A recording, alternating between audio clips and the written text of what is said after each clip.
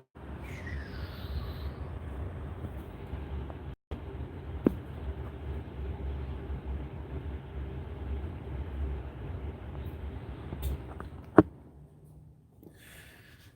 how is that? Up here. Let's see how we look. Nope, not gonna cut it.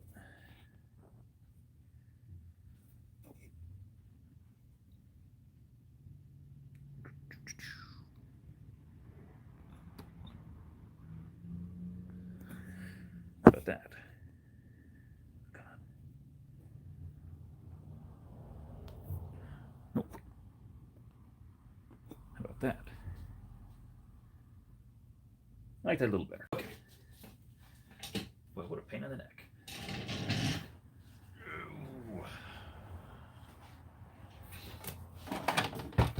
Call me Socks. That was a pretty quick reaction time. And hey, yo, yourself.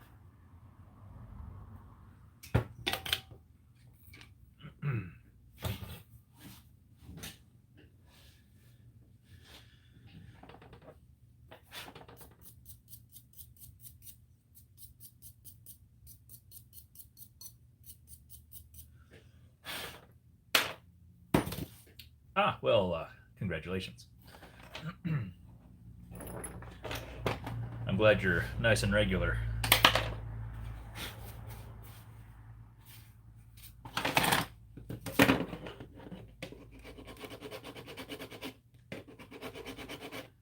Windlepoons, how are you?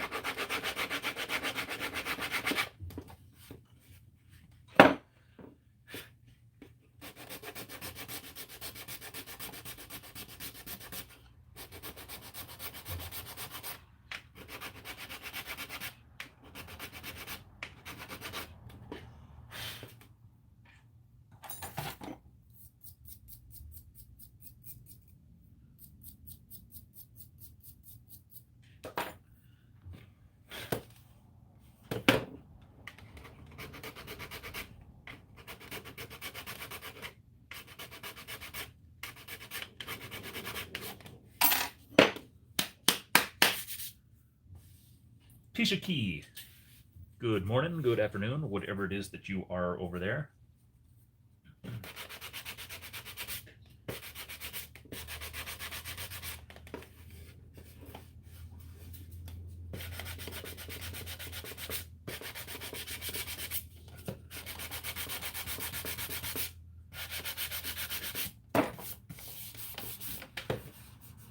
Good, just need to sort the delay.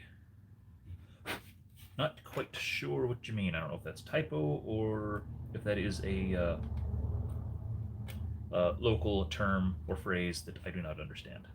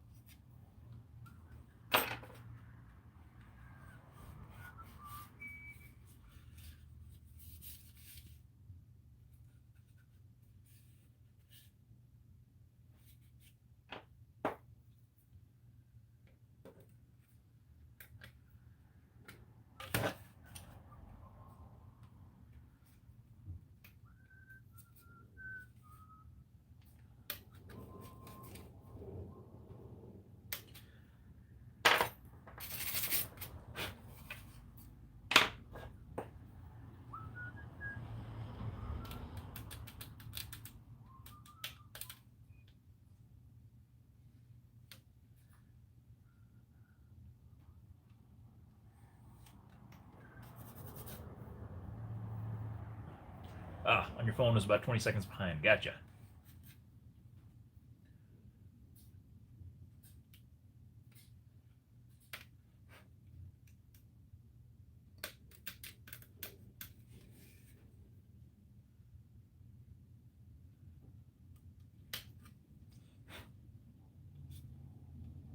Welcome aboard, Fresh Skywalker.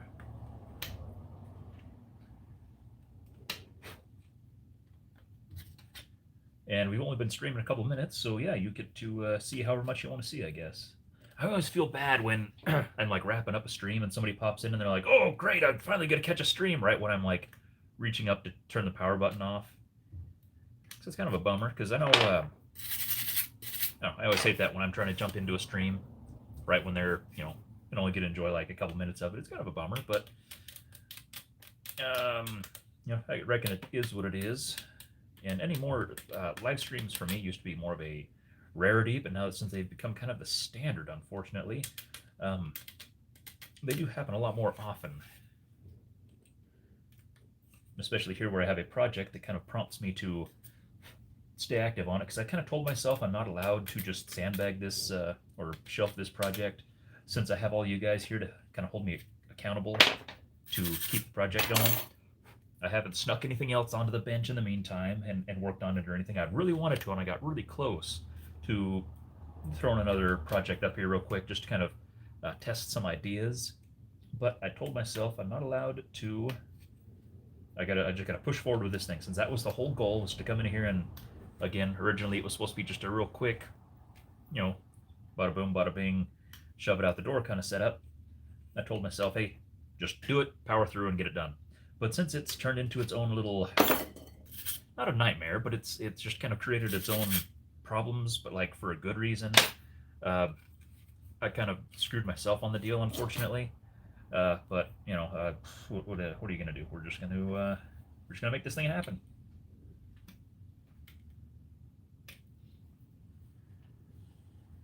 Brian Chambers, welcome aboard.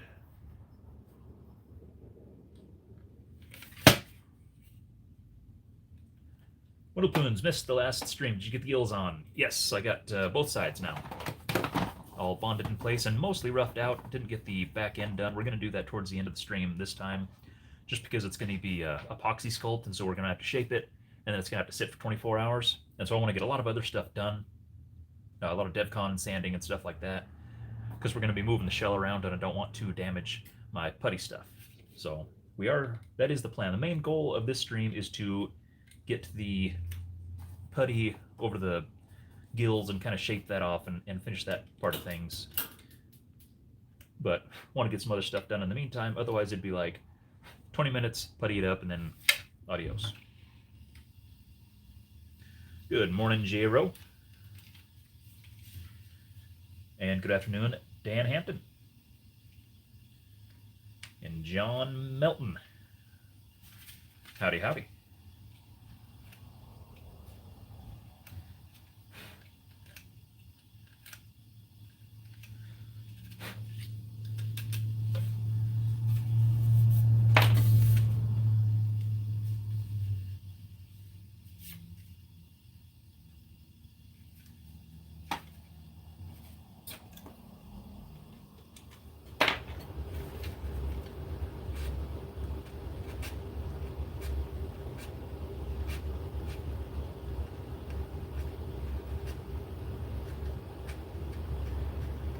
How is audio and everything?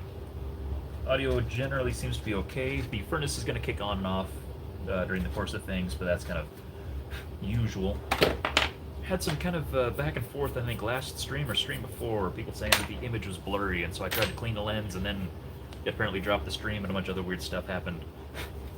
So hopefully it's at least acceptable enough for everybody.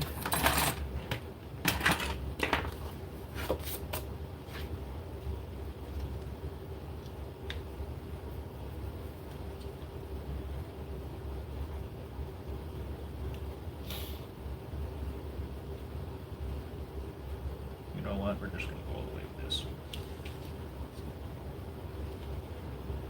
Kill that out. Started off the morning, got dressed, let the dog out, then drove into town, picked up another bag of DevCon. I got three packages, I think. Yep, 3 packages. So right now we are unstoppable. No material shortages are going to slow us down this time. So I was a bit worried about that. I thought, I didn't really want to run into town, but I thought, okay, I've got like enough to do 2 or 3 batches of DevCon. That wouldn't really do much. So went ahead and ran in, got 3 more tubes that ought to last me a couple of weeks. Ought to get through this project and at least get the next one started.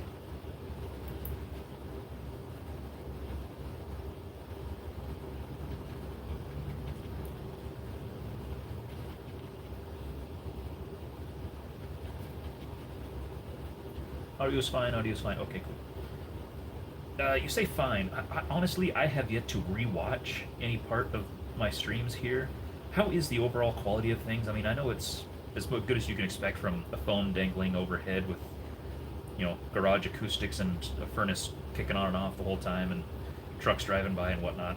But is it like an acceptable level? I do want to improve things. I want to get a decent camera and I want to get my computer fixed and then get it out here so I can just kind of run it and have more of a professional type civilized streaming setup. But is it at least passable right now? I mean, is it workable, or is this kind of a like, boy, the quality and everything sucks, but at least the material's decent, or where's kind of just where's your head at as a collective over there?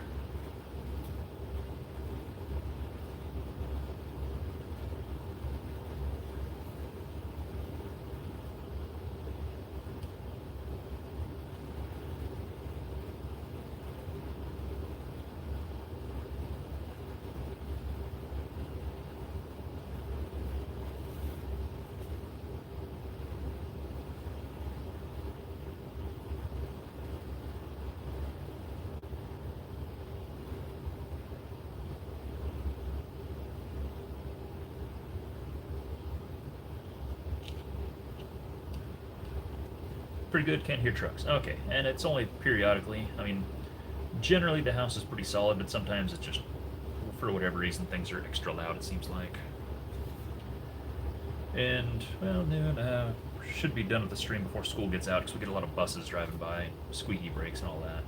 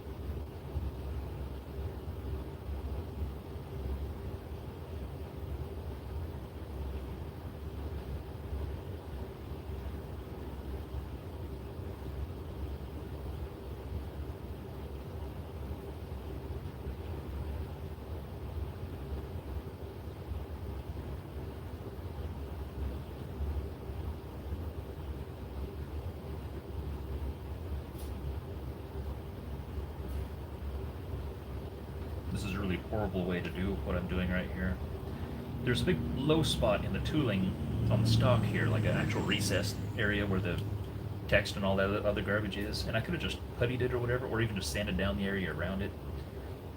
But I don't like using putty on really thin, large areas like that, because if it flexes at all, it has a tendency to crack. So at the very least I can rough it out with that, and I don't want to just sand it down and end up changing the contour of things. So we're just going to set that over there for a little bit. Dang, that made a lot more than I expected. So, 1, 2, what else we got here?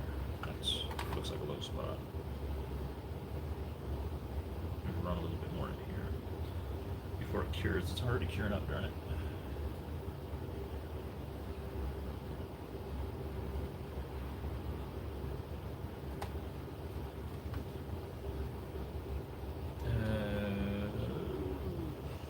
You know what the heck? Let's see.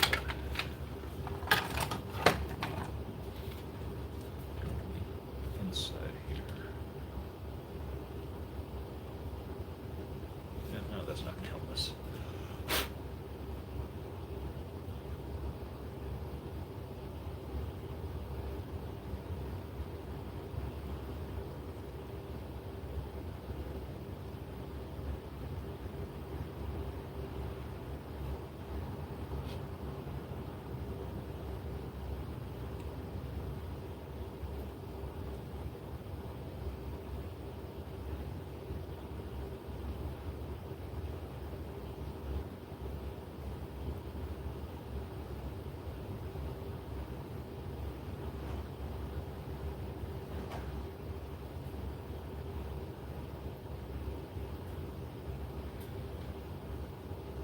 Okay, I see in my periphery there's a lot of chat going on.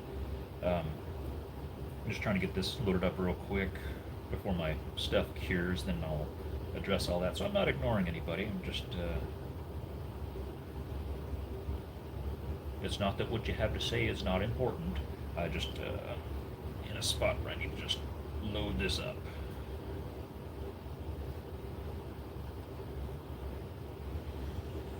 And it's already getting all tacky.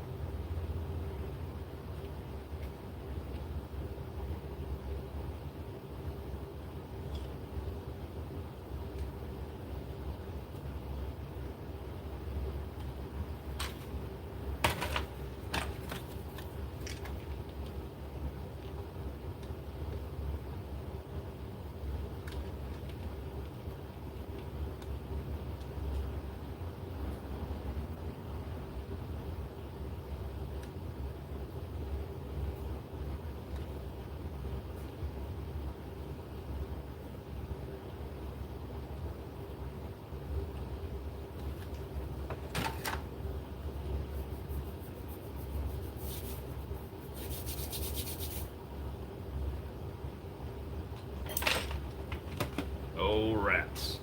Just laid this down in that giant puddle of DevCon on the stock, so I'm going to have to redo that. And also do some doctoring up here, since it's already, yeah, kind of gacked that all up. All right.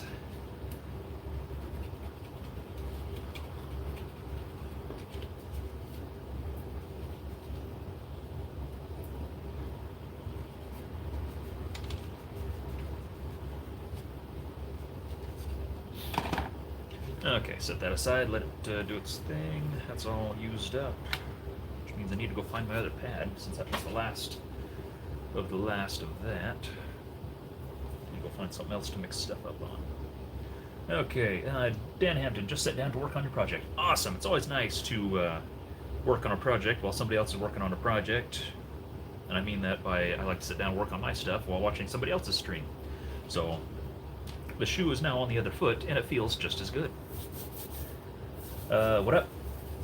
Boy, your quality sucks. Ed, I will fight you right now, and I mean that R-A-T-N-A-O-W, right now. No, it's all good right now. Good enough. Okay. I think your channel's awesome. Keep up the good work. Thank you very much. Igmatics. Brian Chambers, furnace in the background, not overbearing by any means. And it usually only runs like 7 to 10 minutes, and then is good for 20 minutes to a half hour or so. And I reckon it'd probably do better if I didn't have the kitchen door open, so the house is getting, well, the house is getting colder, but technically the garage is getting warmer, having the house air coming in here. So I think it all balances out. Pretty good. Can't hear trucks. Okay, it's good quality for being just a phone. I'm at Plastic Factorum. Welcome aboard.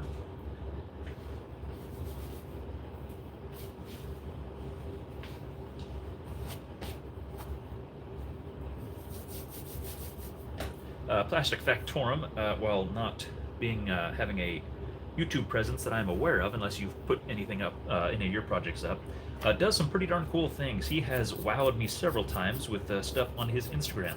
And he's also sent me some things. I believe that was, did some trading with him a while back. But he's got a really, really, really neat long shot. That's a long shot with like Stampede stock, but it's done the way I've never seen it done before, and has like a long shot front gun barrel, like the very front of it integrated. I don't know, it's really cool. It's really good. Like, really good. I like it a lot. So I'm just going to plug him for his Instagram. I believe it's Plastic Factorum. It's spelled the same, I believe, on your Instagram. But yeah, go check that out. Unless you want to post a link or something. If you can post links. I think you can post links in chat. Because, yeah, really cool stuff. Really cool stuff. What was I going to get? I was going to get up and get a thing. What am I doing?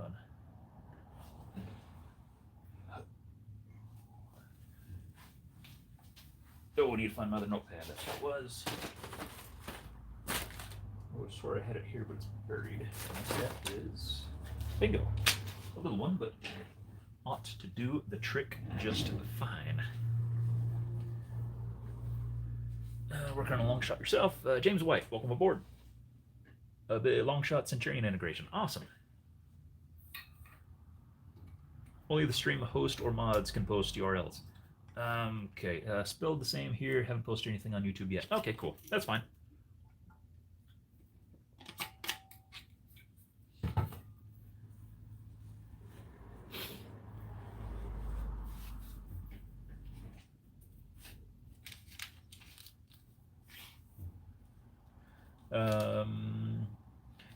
Excuse me. Ed, can a regular user try to post and it just gets blocked, or if you try to post it, it just says, like, won't let you post it at all?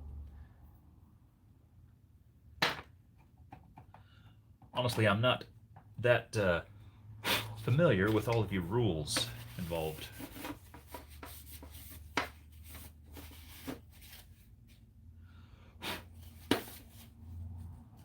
There's so much static for whatever reason with all the sanding I've been doing or something. I don't know. But yeah, all the dog hair is sticking to this thing now.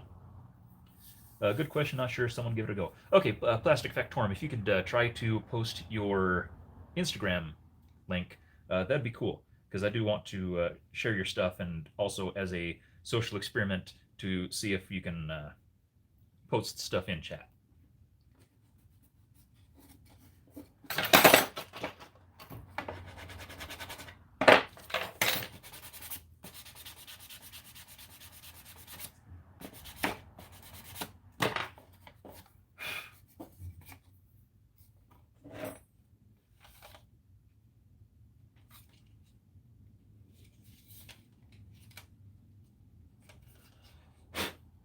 Holy smokes, 22 people watching already. All right. Good deal, good deal. Welcome aboard, everybody.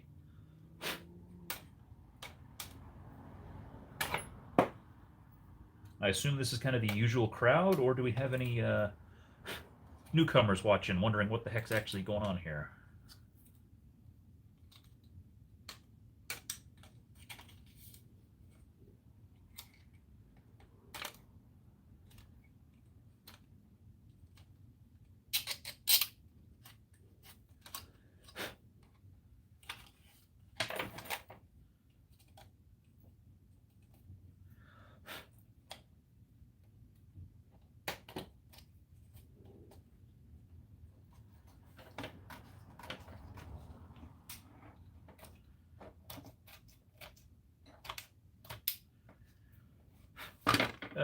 Shinryu X. Ah, yes, you are a familiar name on the chat. Very good, very good. Welcome aboard.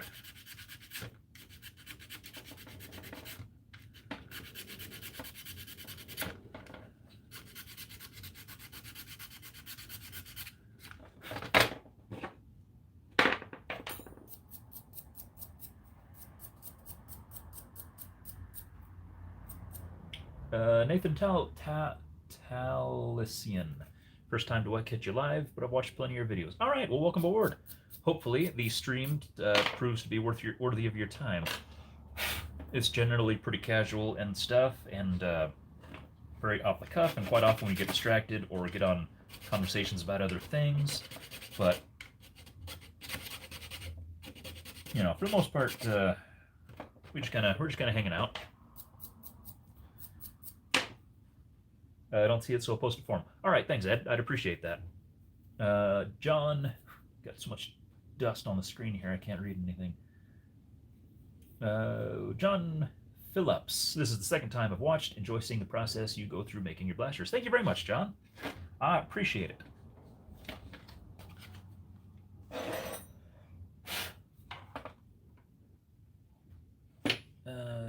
Orange Crate 76. Yes, usually watching, but haven't caught one live for a while. Cool. Orange Crate, another very talented guy on the integration scene. You've done some mighty cool things that I like seeing the stuff you make. In fact, you recently posted on Reddit, I believe, a Rapid Red with a crossbow, codebreaker bow stock with the Sledgefire stock integrated into that, with one of the bows to kind of blend everything together, and man, that was cool. And I'm actually going to steal your idea and build one that's just like a straight up like Rebel type swoopty smoothie integration thing because that was too darn cool. So I hope you don't mind taking a page out of your book on that one.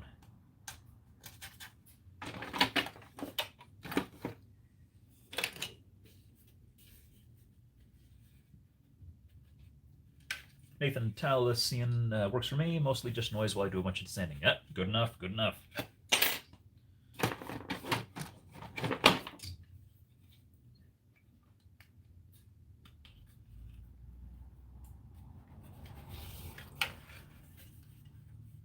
Itskar, never been here before. Who are you and what is this stream?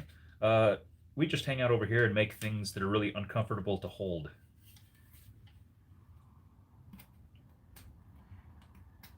Then some weirdo comes in and complains about like sticking things in your elbow and stuff like that. I don't know. I'm trying to ban him a couple times. It never works.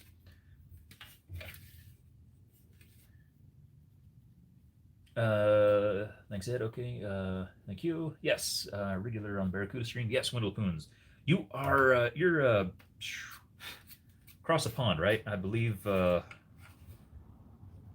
time I was streaming you were putting kids to bed, so you're up? Just trying to figure out where everybody is.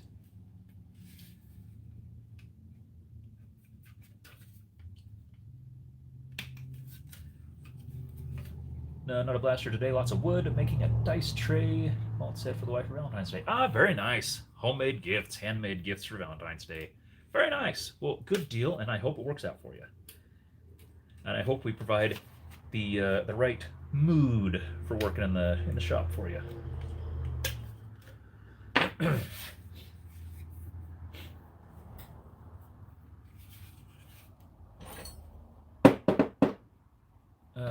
You have a FDM printer now, right? Remember some Mad Lab posted all the Rapid Red parts at one time. Oh yeah, some weirdo was like, Rapid Red can be kind of cool. Look, a big battery tray and stuff. Ooh, muzzle things. Yeah, jeez, I don't know. Is that dude even still in the hobby or something, or did he finally move on? Gosh.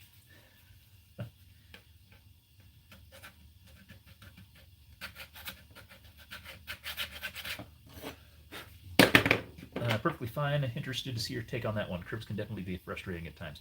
Yeah, I'm actually that for sure, and also I have another background project I'm toying with right now. That's also a Rebel primarily Rebel components involved. I'm probably gonna have to fold and do the do all the mechanical fastening and the DevCon and stuff for the bulk of it.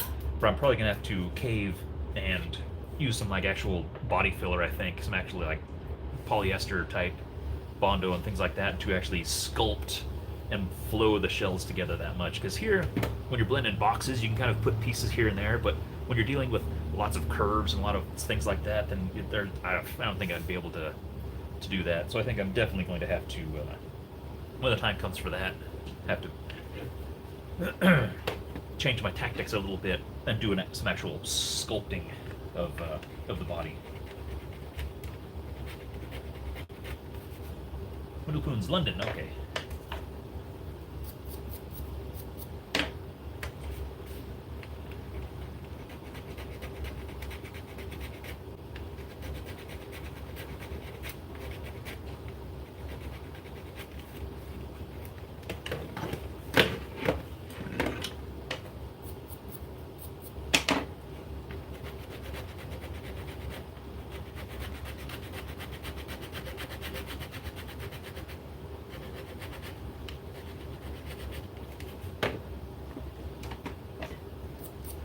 Putty is a must to blend them just right, yeah. Had some luck on that build with a little heat forming. Interesting. Okay, yeah, I guess, yeah, I reckon you probably could. Especially on stuff like that, since you wouldn't have to worry about too much distortion, since you don't have, like, squares and corners and stuff, so the shape should curve and be able to modify things a little bit that way. So, yeah, heat forming. That's good, that's good. I probably would not have thought that way right out of the gate, so thank you for that little hint. That'll make things a heck of a lot easier moving forward. Ben Adams, what's up? Just working. What's up with you?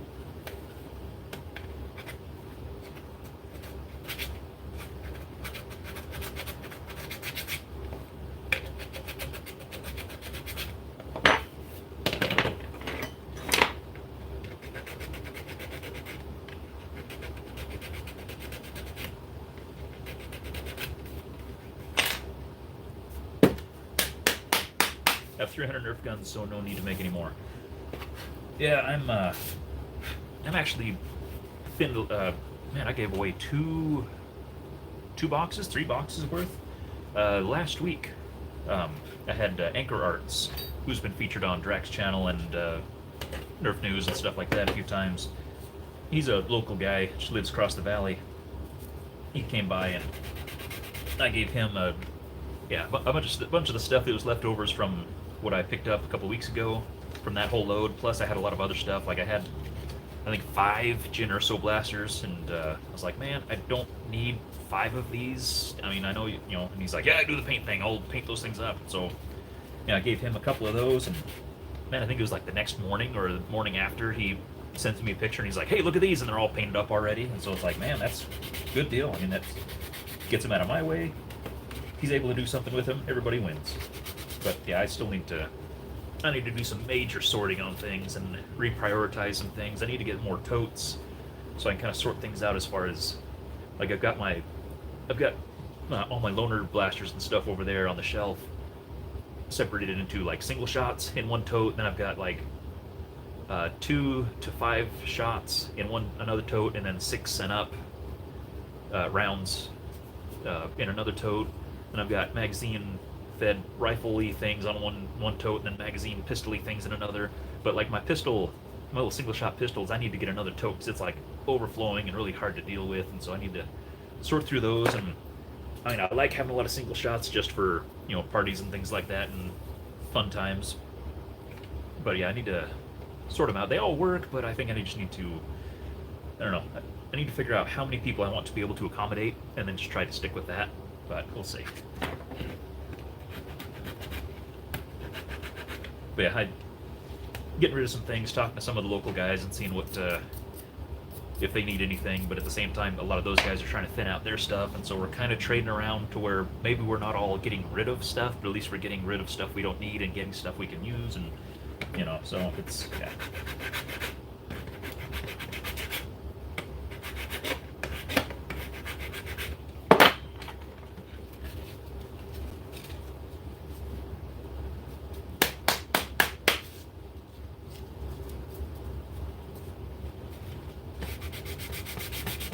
Is this a flywheel or Springer? It's a flywheel. Oh, yeah, Ed just got that for you. Okay, thanks, Ed.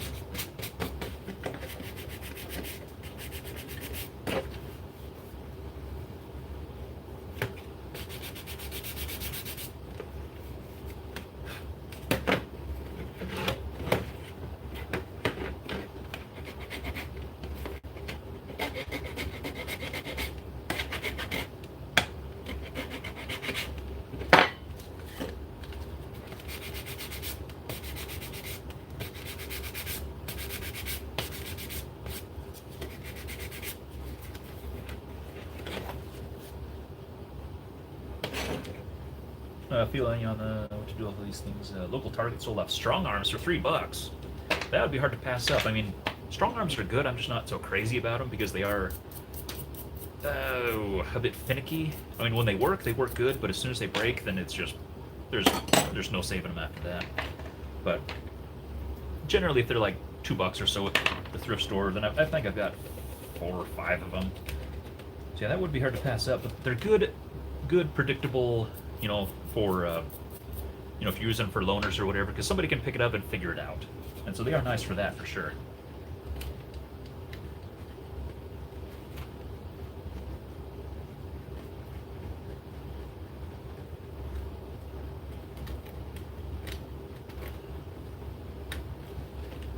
Canada hammer shots are $40. Gee whiz.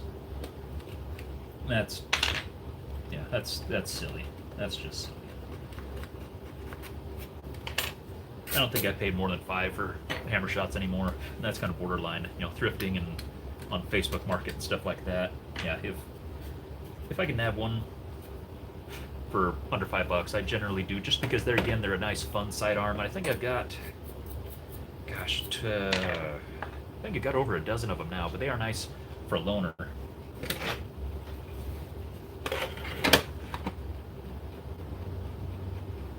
And again, they just tend to work, which is nice. And you know, as long as people know to keep your finger off the trigger when you're trying to prime it, then I don't think any of mine have ever had any problems.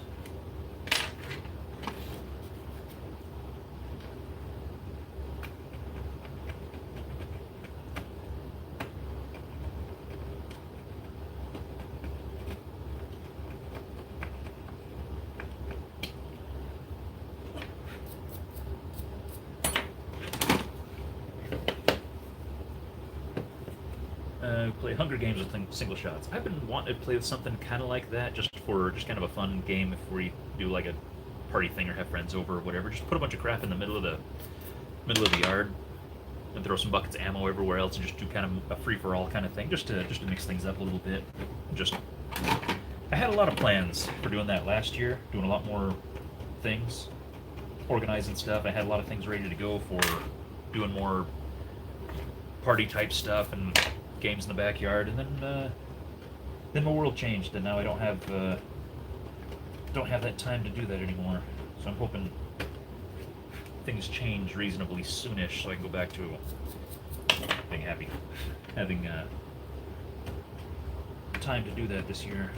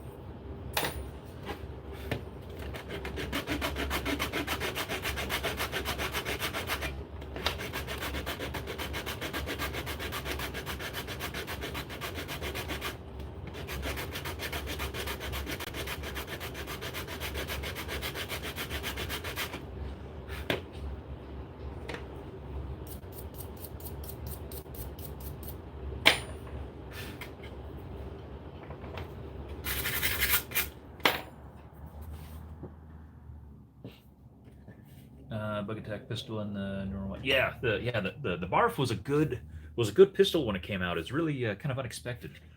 Probably one of Zuru's like first good pistol where it just came out, or good blaster overall, where it was like, wow, here's a thing you can just pick up and it's good enough out of the box. Plus, they take a spring upgrade pretty well and stuff like that. So yeah, the barf, which is kind of funny. I told my wife about that. She didn't believe me. The bug attack rapid fire is what the pistol was called, and the community just kind of abbreviated it to barf. And so yeah, I was all excited about it. Told my wife about the barf pistol, and she's like, "That's so gross. Why do you call it that?" And I was like, "Oh, yeah, it's a bug attack line rapid fire pistol BARF." She's like, "Oh, your friends are so weird."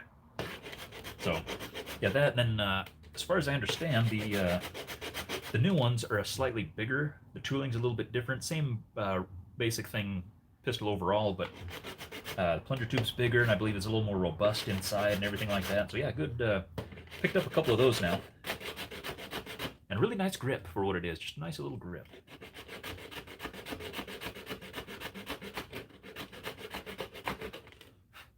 Smells like foam. How are you? Thanks for joining in, as well as Gunslinger.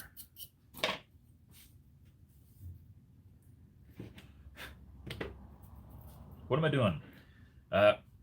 Sanding and filing.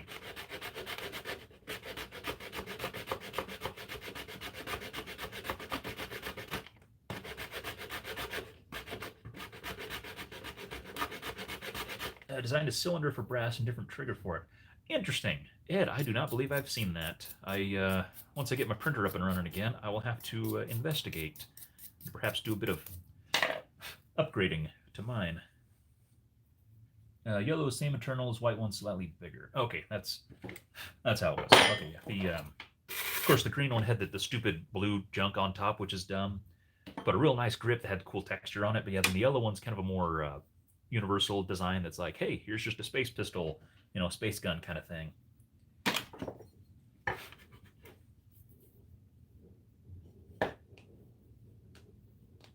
Does anyone remember the penny mods for the Maverick? Yes. Some things will never go out of style.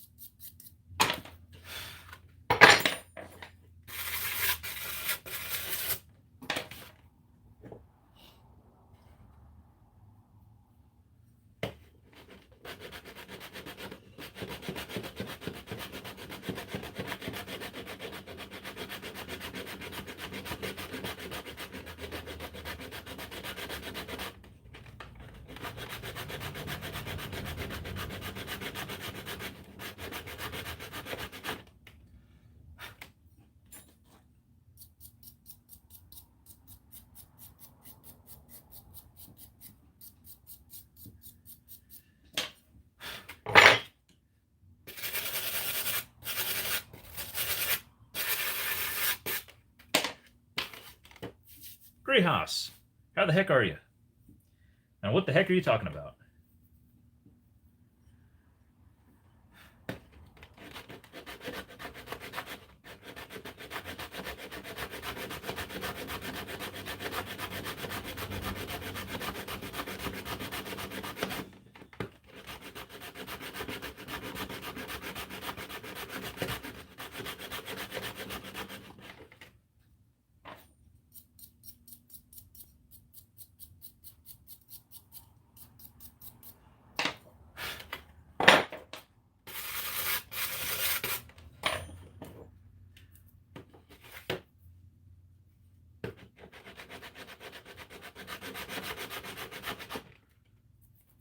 Just picked up a charger. What can you do? As far as I know, just the basic rewire and 3S kind of thing to just get basic flywheel arrival performance. Naptown did a video. I think all he did was just rewired it, put a 3S in it, and I don't recall what his final thoughts were. I believe it pulled to one side quite a ways, so I think he's going to play with trying to dial that in a little bit, but I've heard good things about it being super comfortable and everything. Some people have talked about doing speed loaders, but I don't know how that would work, just given how the magazine actually works.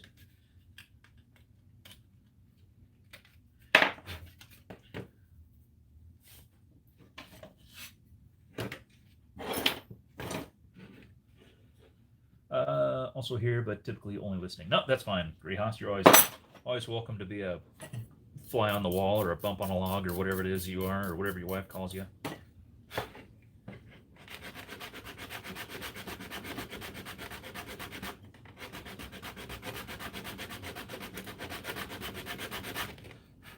Oh yeah, speaking of which, Greyhouse, you had thrown a question out earlier about like, hey, should I keep doing things? And I would say, yeah, keep doing things. I'm curious about the further developments of your Liberator pump grip and things like that. So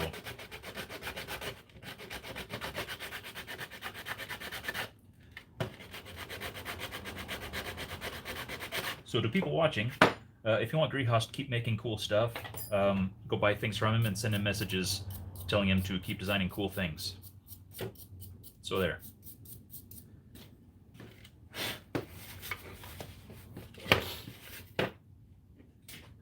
It seems to be a place to ask. What would any happen to have heard of a Flywheel the World cage for Alpha Trooper? I believe he's doing a universal cage, Flywheel the World cage. You can just stick in anything. I'm not sure if that's available yet, or if he was planning on something more beyond that. But I do know he at one point was at least talking about basically just a motor block with maybe some kind of tabs on it you can mount wherever. But I don't think at this point I've heard anything about a application specific Alpha Trooper.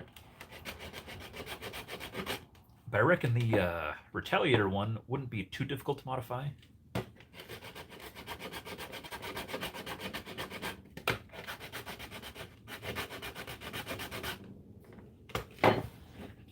Huh. Huh. Huh. Interesting. I picked up a Alpha Trooper, an original Alpha Trooper, in that lot of stuff I picked up a couple weeks ago, and I thought, it'd be cool to like maybe do a direct plunger swap into it or something, do something cool, because the Alpha Trooper is kind of, I like the yellow shell, it just looks cool, but that might be a better use of that shell, because that would be kind of cool to make just a nice compact little automatic, put a one of their hyperdrive or whatever pusher things in there or something like that. Interesting. That's a clever idea.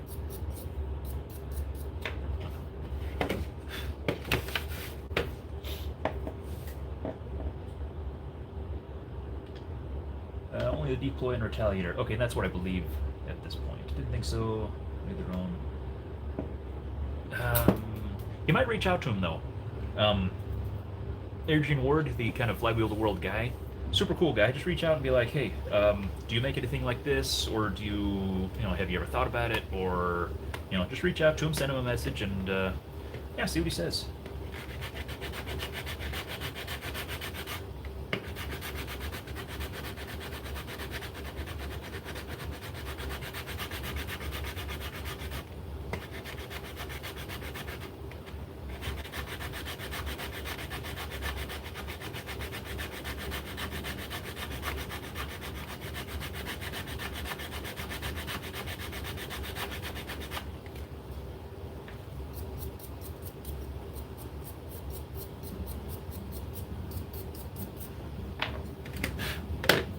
The idea is my own Alpha Hawk build. Alpha Hawk on a Alpha Trooper.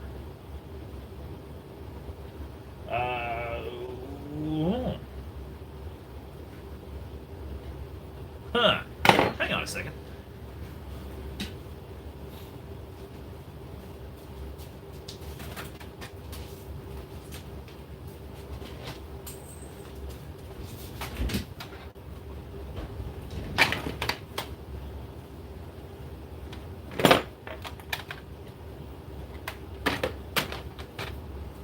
For those of you new to the stream, when I mentioned that we get distracted sometimes, this is kind of what I'm talking about. But it's always for good reasons.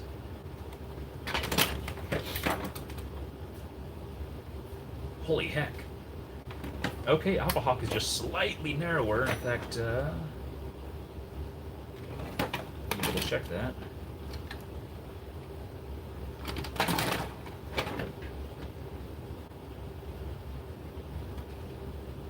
Just the tiniest bit narrower at the stock. So you could just cap that on the back of that dude. And the front end, again. Ha! Man! That. Okay, got this, it's approximately about there, but you have all the forgiveness of that. So this is part of something like that.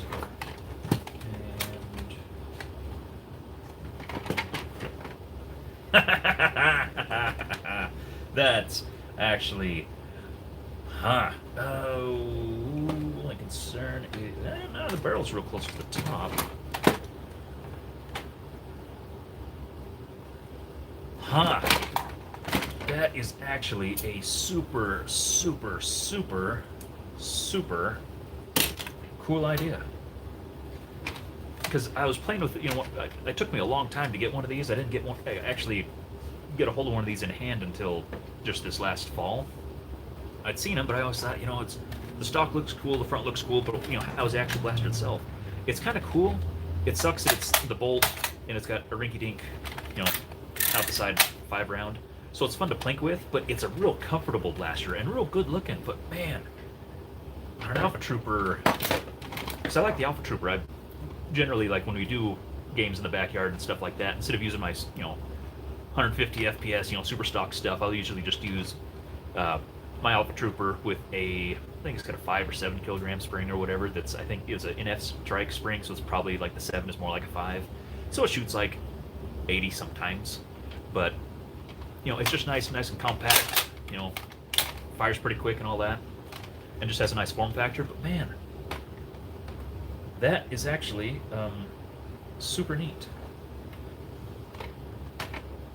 And yeah, it looks like you can, if you terminated it here, this would just kind of roll right into this area here, just kind of eyeballing. Huh.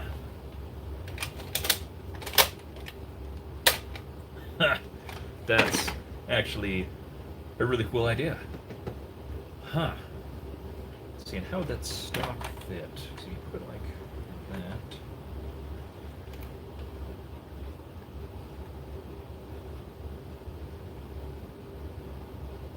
Okay, you'd have a little disagreement depending on how much of if you wanted to use the grip or if you just wanted to use the stock itself.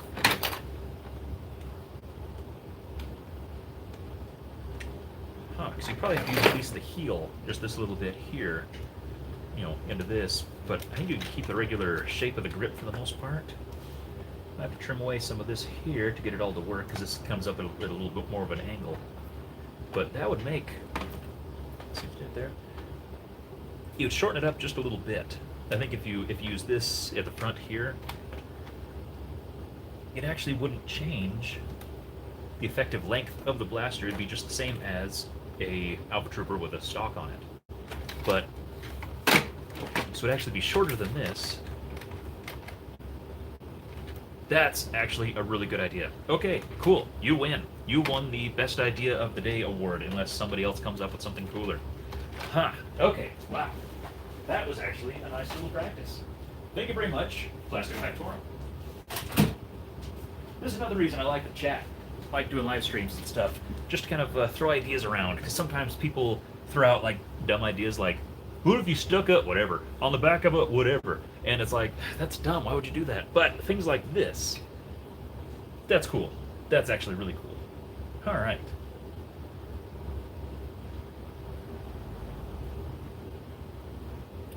Alexander, greetings from Sweden.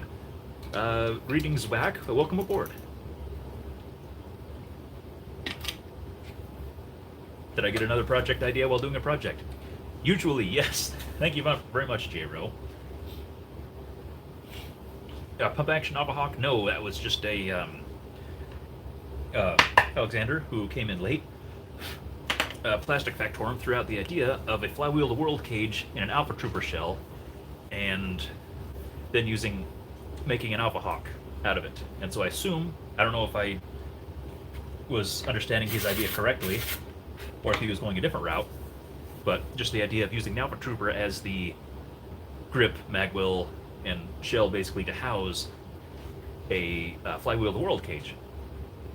And since I'd like the Alpha Trooper shell a lot, and just that build, and just that size and style and everything, that would actually be a really good little build. So we just kind of war gamed that out just a little bit. Amazed at how well it fit too. Yes, thank you very much. And like I said, I only recently got one of these, and so I've kind of held it up to a few things, but I so rarely think about cutting up springers just because you have to keep the whole system in place, basically. The whole plunger tube, magwell, dart gate, and all this crap. You have to keep everything all together. You can't move things around at all or take away too much structural integrity, so you're kind of limited on some. And so I just rarely look at a springer and say, I'm going to cut that up. So that, which of course you're just using a shell for housing parts for a flywheel blaster, but that was just a good build, because man, just as far as like, I would prefer Alpha Trooper over just like a Strife, as far as just a run one, just because they're comfortable and light. They just feel real lightweight, and I like that. And I think, of course, I don't know how heavy those solenoids are, That would kind of bulk it up a little bit. Huh. Interesting. All right.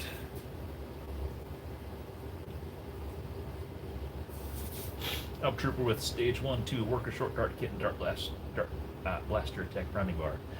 Actually, speaking of which, Plastic Factorum is the one who sent me. We did some trading, and I got a original Orange Mod Works Massacre. Was it the Massacre kit? I think. For the original Alpha Trooper. And so I've got, in fact, what the heck, we'll just pluck it down real quick just to show off, because it's cool. I think I posted it on the Instagram, but I don't think I ever did anything on the channel for it. This is kind of my golden in-strike blaster. It's original Alpha Trooper with the Barricade, I think, stock. You know, basically the Raider stock, but the yellow one. The Elite sight. I swapped the grip for the, I can't remember which, but I think it was the later model, or the later orange Alpha Trooper. It has like the slightly different colored priming thing that matches the rest of the gray. And then of course the drum. And it's a Orange Mod Works. I got the sticker, where's the sticker? Got the subtle sticker there, but yeah, it's a, I don't remember what spring was in it. But yeah, it's shooting, I think 80, 85. At least it was until the top of the bolt, whatever you call it, where you have that little tab that keeps the darts from popping up and everything, broke off while I was working with it. And so it's kind of not super duper reliable, so I just need to get to a point where I can rebuild that, because it is a their polycarbonate bolt. So what the heck, we'll just hit this real quick on a chronograph just so I can deprime it without destroying it, because it is a AR delete, because it is a whole separate bolt, but it's didn't even register. Okay, try it one more time and then I'll put it away and get back to the project at hand.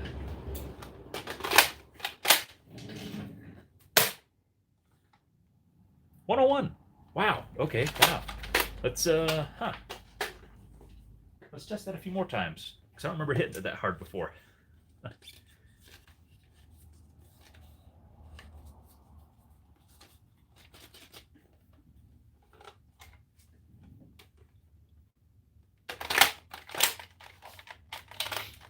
Yeah, I don't think this shot's gonna go so good. I think it fed wrong. It's kind of spongy up front. 88.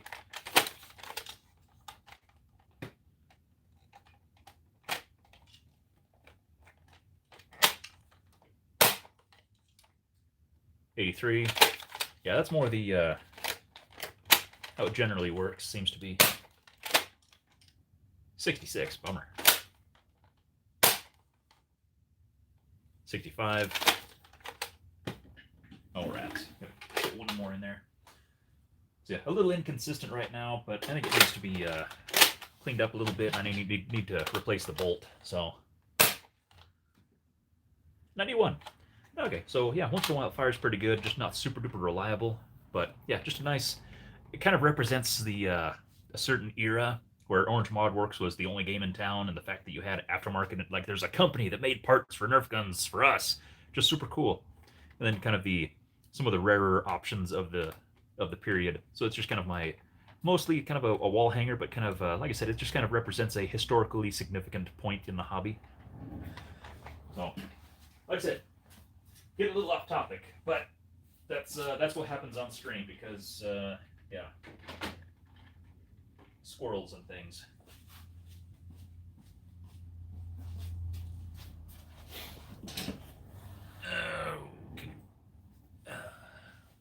Hey, Mr. Nathan made some progress on my bullpup long shot before the internals decided to blow themselves up. Boy, I know how that goes. So now I have to wait for the plunger, tube, and piece. Ah, gotcha. Blew out the backside. Okay. Well, good deal. Bullpup long shot. Bullpup long shot. That sounds familiar. Did you share that with me? Because I remember somebody sent me pictures of a bullpup long shot, or they mentioned it, and I said, please show me this. I don't know what you're talking about. And it's hard to picture, and it was sent to me, and I thought, wow, that's actually kind of a cool idea.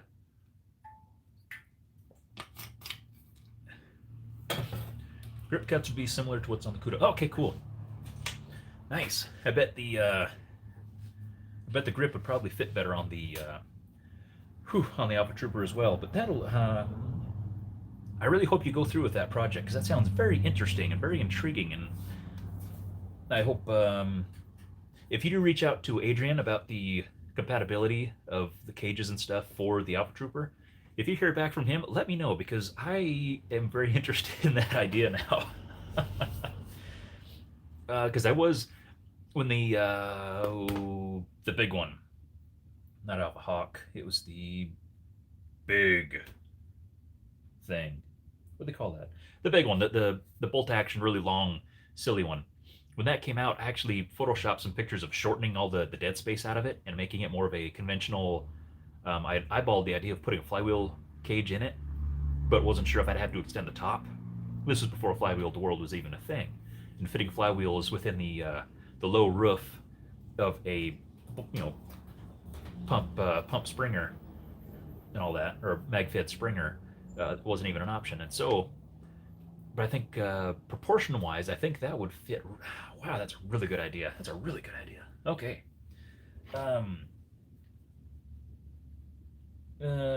Thinking of a Demolisher with a Centurion stock. Yes. Make shell strike, master key. Yes, in fact, hopefully you've seen my video about Silver Fox Industries and his Demolisher Centurion. Is that what you said, right? Yes. Man, that's a beautiful thing. That's a beautiful, beautiful, beautiful blaster. So yeah, look at pictures of it for sure. Because that thing was super nice. Another project I started, a Kronos and Raptor Strike stock. Raptor Strike, that's the one. I had left over to use the handle and all. Nice. Did you see the Alpha Hawk one that Naptown was working on? He posted a video last week, I think. Actually, I got to see and handle that at NWAR last year, and that thing is just so dang comfortable. Like I walked by and I was like, "Can I look at that?" And he's like, "Yes, please." And so yeah, I picked it up and was kind of playing with it a little bit. Man, that thing it looks nice, it feels nice. It was just like the perfect stock length for that thing, and the fact that there's enough clearance where where this deal is cut out that it's just the right draw length for the priming handle with the worker T-pull on it. Like when you pull it back, it's just like perfect. So I'm glad to see you finally put a video on that and actually got a little more done with the project. Wendell Poons, gotta go. Tea is ready. Have fun, guys. All right, Wendell Poons, thank you very much. We will not keep you from tea time. So thanks for stopping by. I appreciate your company.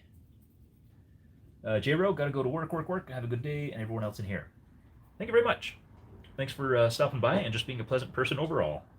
Have a good day at work, and we'll see you later. Got people retracting messages everywhere. Are people retracting their own messages, or is somebody else pulling them? Scarlett Matson. Okay, that was you. Good deal. Okay, I was going to say it sounded really familiar. So yeah, that was a quite an interesting build. And it's always nice to see kind of off the wall builds. Everybody's building conventional long shots, and I mean, I've got one of my own, and I'm going to be building a few more. But it's nice to see weird stuff. As far as, just like, okay, bullpup long shot. Nobody asks for that necessarily, but it's cool to see.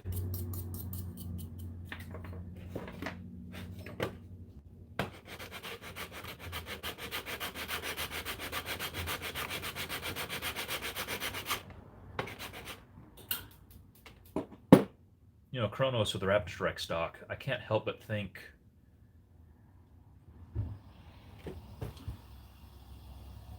I'm not going to dig mine out because it's buried, but I wonder if you could fit speed loaders in the magazine storage in the stock, like 2 or 3 even.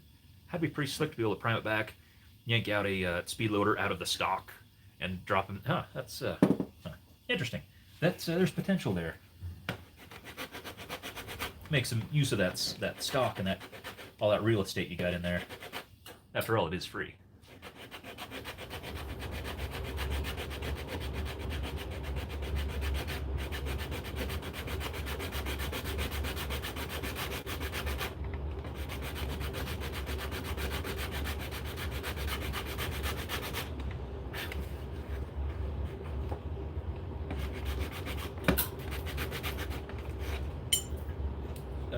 Another interesting project is a Titan tank and a Centurion, but of course after the bullpup's built. Yes, nice. I also recently got another Titan, there again out of that lot I got week before. That needs a little work. It's got a leak somewhere, but I think it's only in the fittings. It's not in the pump or tank itself. But for one of these Centurion shells I've got that I actually want to make just a conventional mag-fed, just a regular Centurion, only have it air-powered instead of playing with the stupid reverse plunger and all that.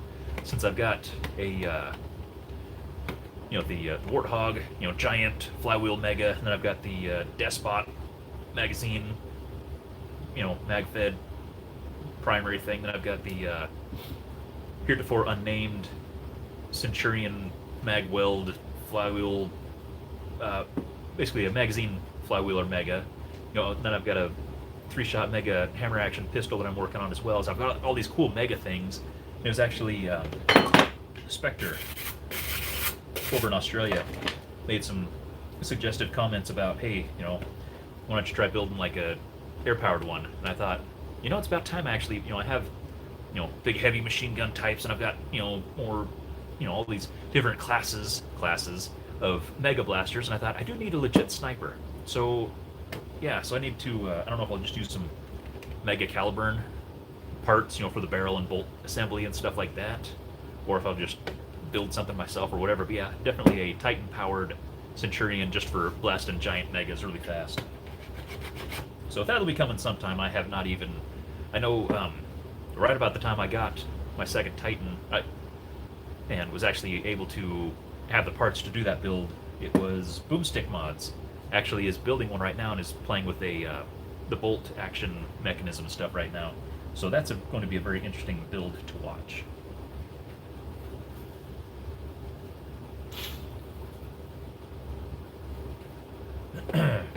Speed loaders wouldn't fit in a standard mag weld, but you could easily make an attachment for the speed loaders. Okay, hang on a second. It's calling me out, so.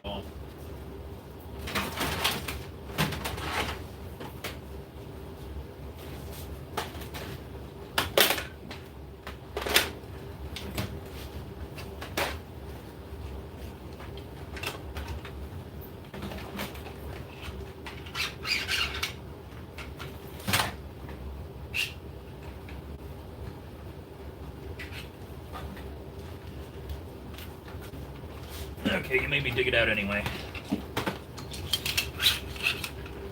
Okay. Raptor Strike. Speed loaders. Close. Actually, wouldn't take much to grind that out just a little bit. There, let's put over here where the camera is.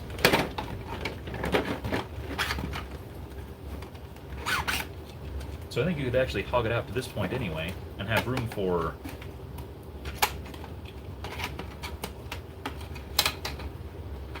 even 2 you can make work. If you wanted to sacrifice some of the stock, you could of course move that back to say there, open this up a little bit and have room for 3. You'd have to work some kind of retention up in the top. Yeah, I think with a little work you could make that happen. Just for the record, Ed.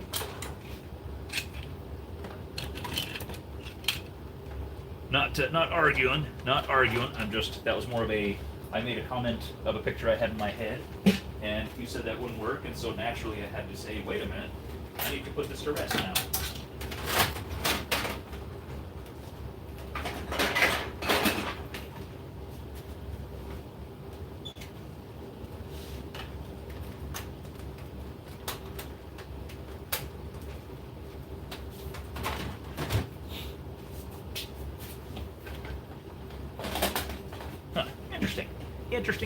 Interesting.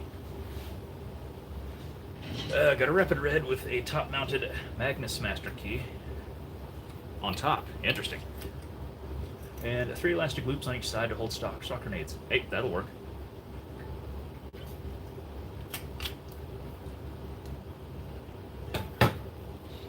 Welcome, Shell Strike Master Key is cool. Yes. Actually looked at a Shell Strike when I was at the store the other day. Well, I was at work technically, but I was at Walmart. Made a pass through and saw that and thought, that would, I couldn't justify the price right now. But no, I've seen a couple now, people playing with the underbarreling, and yeah, I saw wall comms, and it's like, that would actually be cool. I am willing to play with one of those. I'm not sure what I would put it on. I'm not sure. I haven't had a chance to scale one up for integration potential, but I do think that would be kind of a fun gimmick, and it makes a lot more sense having it open up from the bottom and dump out than having it open up and then you have to pull it out. I don't know why they couldn't have worked in some kind of shell retention like the Sledgefire has, where when you pop the door, it pops a shell out, at least where you can grab onto it if it didn't actually bump it out. But, oh, pneumatic Nerf guns aren't really sold in the UK for some reason. We've got modulus shotgun attachment, but not for very long. I never actually saw one of those in stores here. I saw people buy them, but at least in my area, I never saw one. I wanted to get at least one to play with, and it was Dan the Nerf man, actually did a integration on a modulus, cut out the battery tray and put one in, and it actually looks really good. He was able to do it, I believe, without using any kind of, I think he just did the cuts clean enough and used the, I don't know if he had to use putty or what he ended up using. It's been a while since I've seen it. But yeah, fit the modulus 3-shot air pump thing down in there, and it looked really good.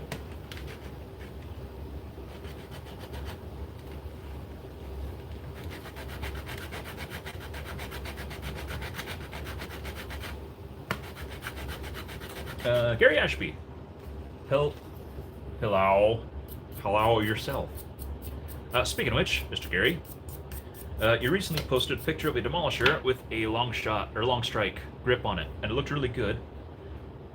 And I've been hitting around about doing a barricade integration, and I've been playing around with different stocks or different grips and stocks and stuff like that. And I wanted to do kind of a more of a sweep grip like that.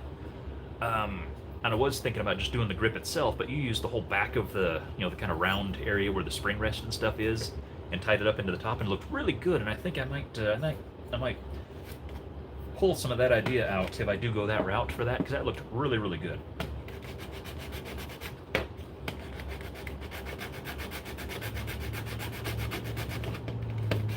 It really helped tie up the back of the blaster instead of leaving the square box from the attachment point.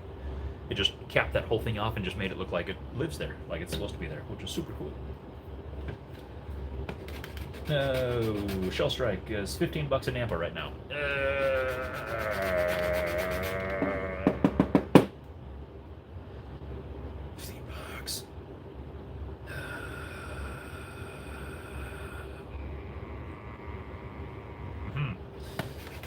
Huh. Really close, really close. Wouldn't take much of a sail to push me over the edge on that one. I had to top mount to the extra living room under Rapid Red. Felt too clunky and unbalanced when it was underneath. That makes sense. Rapid Red's kind of a hard blaster to work with because it is just kind of weird and quirky shaped. It doesn't really lend itself well to sticking things to, except for that previously mentioned orange crate. Put the, I always forget what it's called, Codebreaker bow stock on the back, and then extended that little bit of a stock on there. And that looked really good, but I don't think I've ever seen anything added to the front of a Rapid Red that looked very good, because it's the front of it kind of tapers off so much. It doesn't really give you much room to build off of.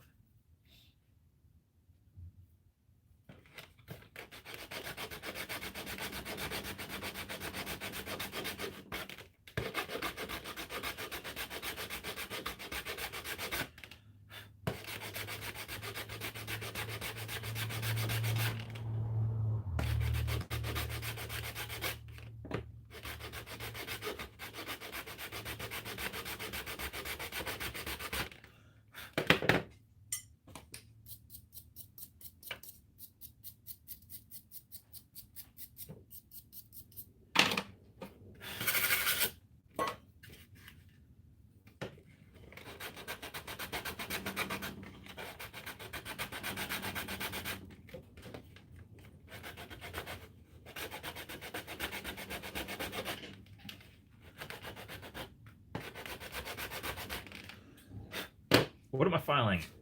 This is the stock of the Alpha Hawk. This is just a weird low spot. It was where the I'll let things like, hey, don't shoot people in the face and don't modify this or else we'll get mad. All that other garbage. So instead of like sanding it off because it was recessed, I'm smeared a bunch of DevCon in there to fill it up. So now I'm just trying to block that all down. But we're having a heck of a nice chat, and so I keep getting distracted, which is cool. It's not as productive, but we're having some good ideas getting thrown around, and I really, really, really like that.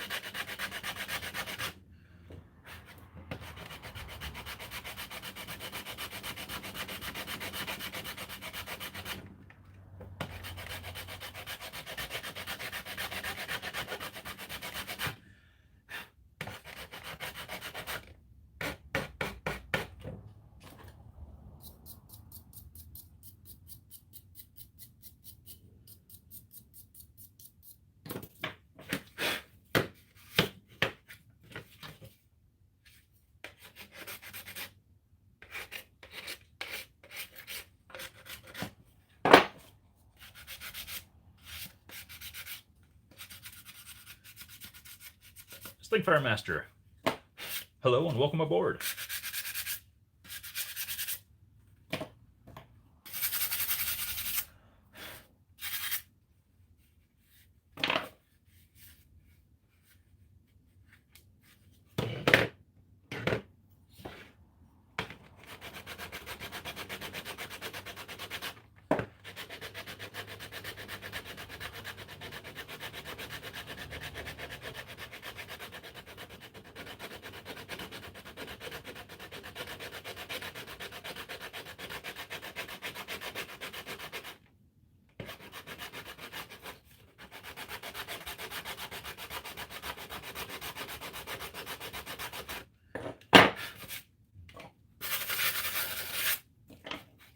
Well, it's pretty good. I got a couple low spots, and then this great big spot where I dropped the front of this thing in the middle of the DevCon before it was cured.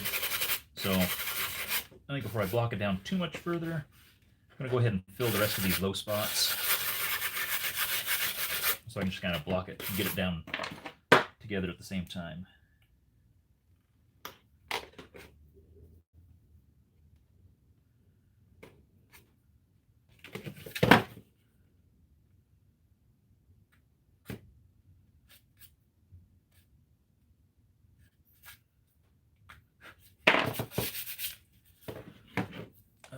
Do I have a Discord? I am on Discord, but I don't have like a actual server, or is it a server? Channel thing. I don't have a place on Discord where I hang out that is like my house. But sometimes I hang out on other people's houses on Discord.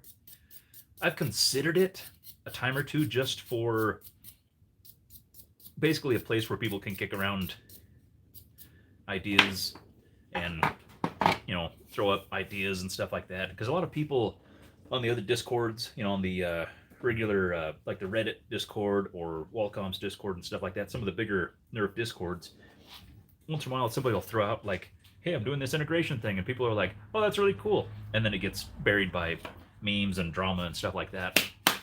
And so I've been thinking about just having kind of a, is it a server? Somebody correct me if I'm wrong, but doing a Discord thing that is basically just trying to be integration centric, you know, still a place for other chats, but more like a little corner of the internet where people can throw around more specific to integration and integration related ideas and questions and things like that. But I just haven't done it yet because I don't know anything about it. But it has been an idea if anybody's interested in that sort of thing. I'm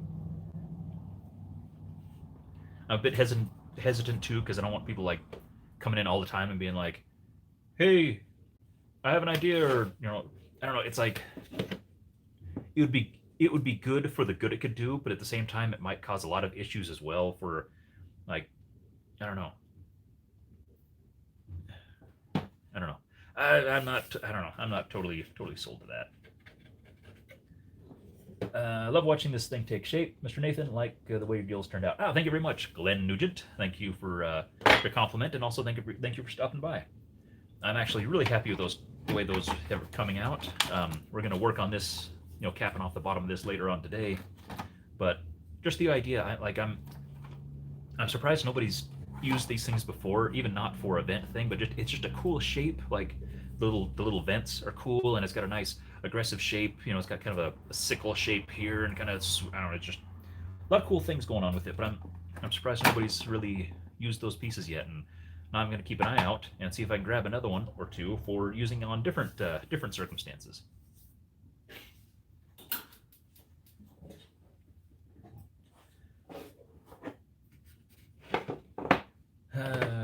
Yeah, what the heck? We'll mix up a little batch here and then set this aside. I'm gonna touch up these guys anyway.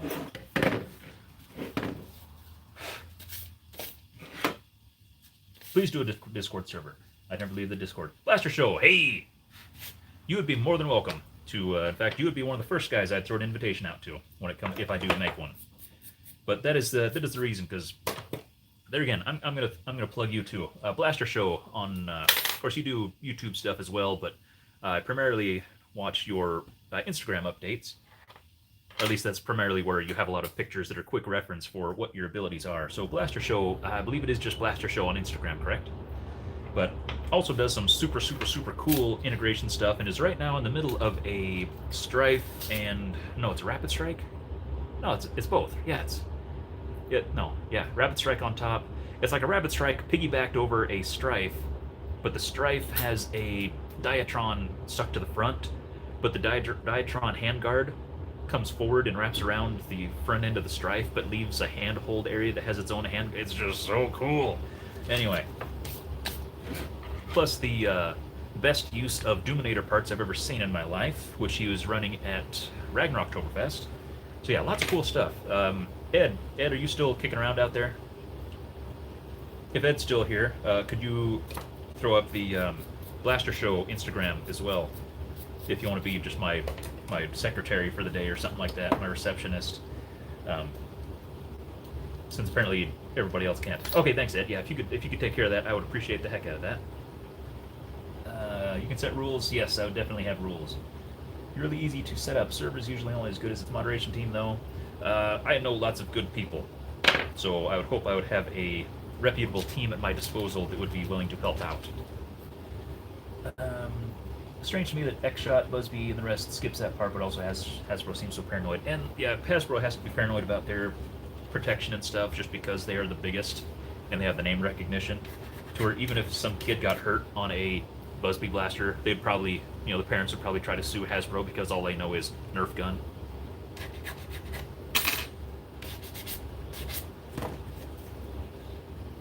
Granted how cheap Hasbro is when it comes to building blasters, and it's strange they do everything to get out of paying legal fees. Yes.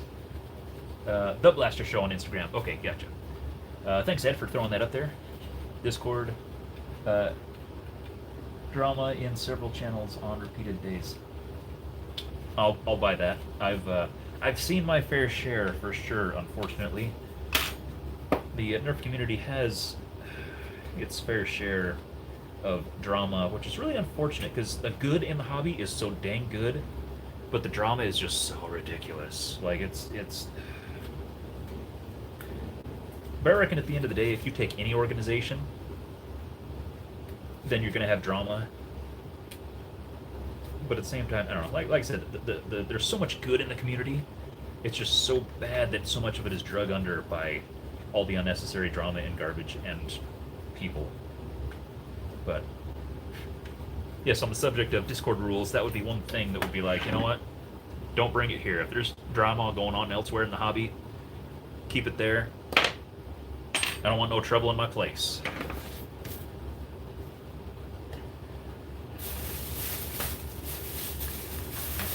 All right, brand new tube here. Stopped using it a long time ago.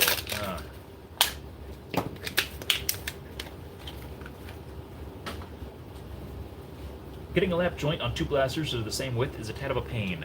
Nope, fish plates. Fish plates. You take two You know, you got two surfaces that are like the same. You're trying to stick these together. You can't lap them either way. Stick them together and put a backer on it. Like, there we go.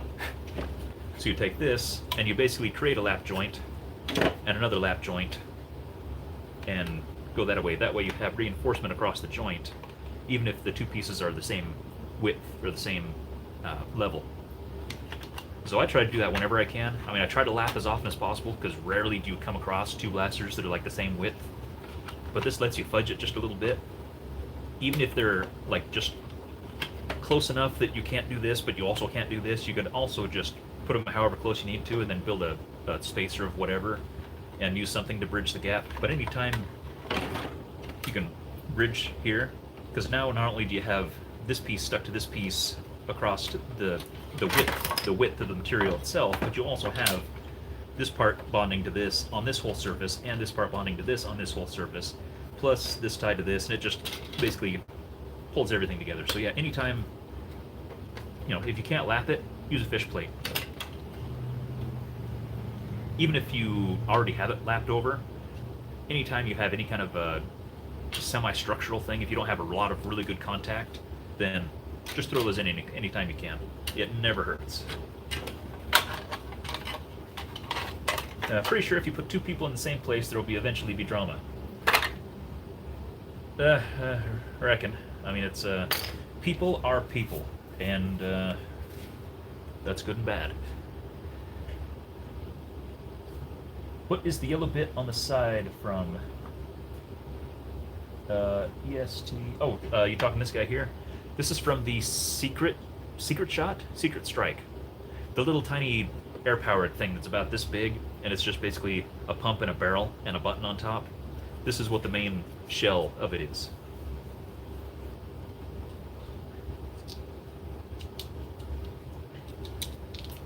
Teach people to not be bigots, that's the first thing. I would say teach people to just be nice to each other. I mean, regardless of everything. Just treat people decent altogether. I think is a heck of a place to start. Realize that people think different things, and that's totally cool. There we go. Okay.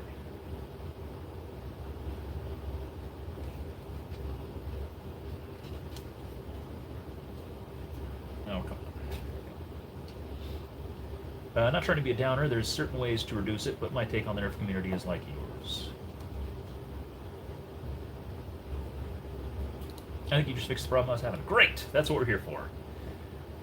Glad I could be of inadvertent assistance. Pocket Strike? No. Pocket Strike was that square thing, I believe. This was, the Secret Strike was, like, early In-Strike, you know, the yellow In-Strike days. Little air-powered guy. It was the SS1, so it was like Secret Strike, Secret Shot, whatever. Orange Crate, gotta run, taking the wife to lunch. Have fun, guys. Awesome. Well, say hello to the wife as well, and enjoy your lunch. Thanks for stopping by.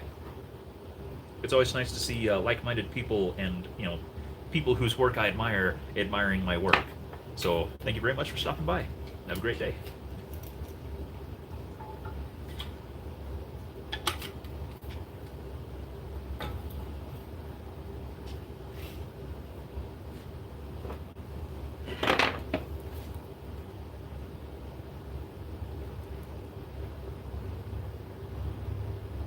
Manners cost nothing. Yes. Just being a decent human being is like the cheapest thing you can do.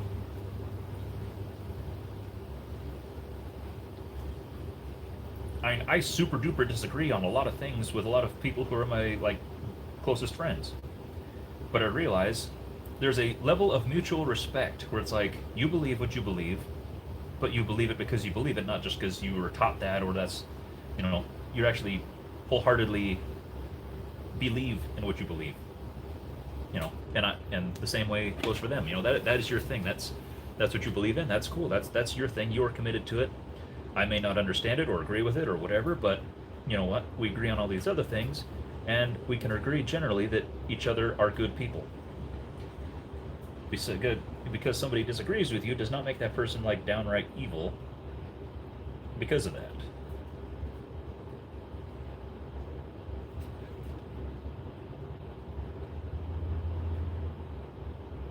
And I think the moment we start like actually treating each other like people and stuff, generally, and actually have conversations and not just yell fests and, I don't know. Whatever. Not my department. We're here just cutting up Nerf, so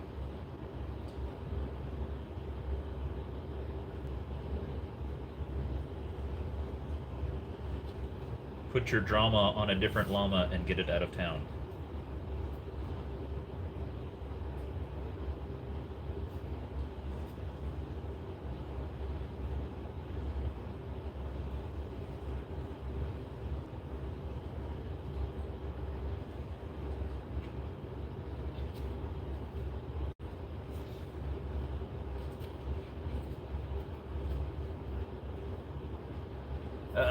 I've tried that epoxy for other things, and it was probably the most toxic smelling epoxy I've ever used. Yes, it is some potent crap, but dang, does it work good for what I need it to do. So, it's the smell of progress. Also, I have a very drafty garage, which helps.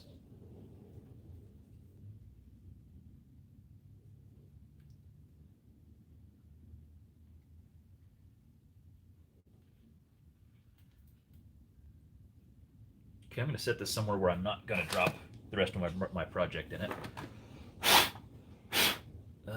Got some leftover stuff here, so we're just going to. Ah, there we go. Put a little of it in there.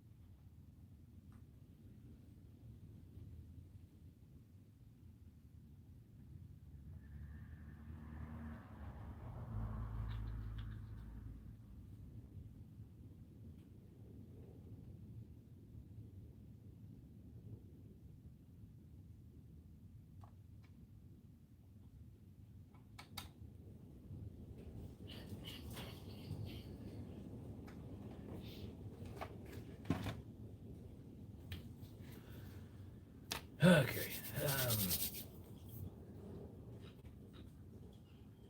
I will need to wait to add the crossbow to the rear of the Hellfire. Oh, that's right. That's right. Forgot about that project. You get the long strike magwell in place. Don't have the DevCon, but DC. Have don't care. Have really tough JP plastic bonder. Heard about the plastic bonder. I've just never used it, and because I like what I have and I have what I like, I just keep using it.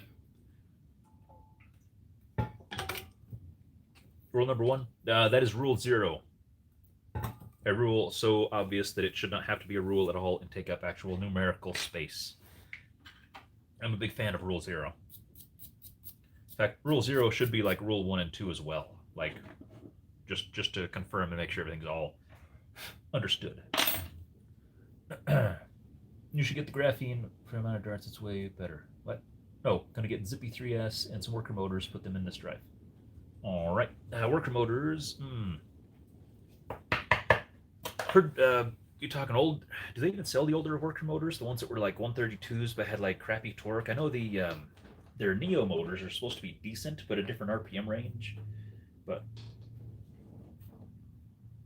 I'm not sure about those. I'm just glad our hobby has vocal champions for the best parts of it, like Mr. Nathan Walcom Cabinet. Yes. Well, I don't know. I think I don't know. We like any.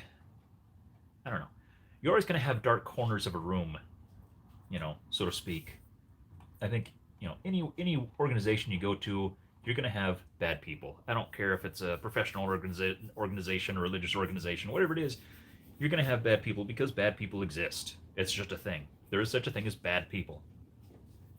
So you're going to have a community as capable of such wonderful things as ours, and you can have jerks in it, and the jerks are always going to be, loud because jerks tend to be that way.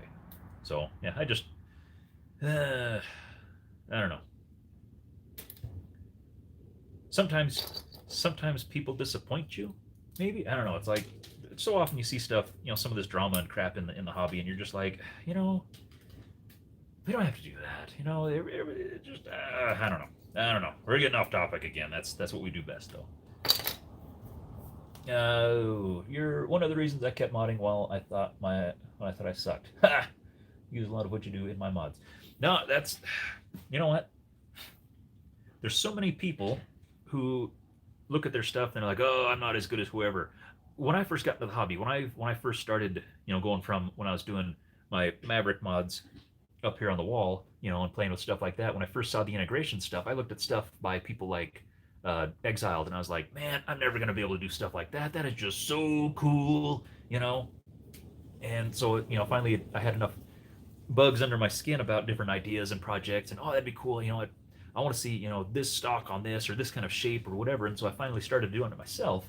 And now the people that I looked up to are like looking up to me at the same time, and so it's like we're all kind of at the same level of like, hey, you're doing something cool, that's really cool, and at the same time they're like, yeah, but look at the thing you're doing, and you're like, yeah, but you see that guy over there, oh my gosh, look at that too. And so it's just like there's several people, even like super duper lesser known folks in the community that just like, or even just like a random guy like, hey, I made this thing, I think it's cool, and I'm like, oh my gosh, where did that come from?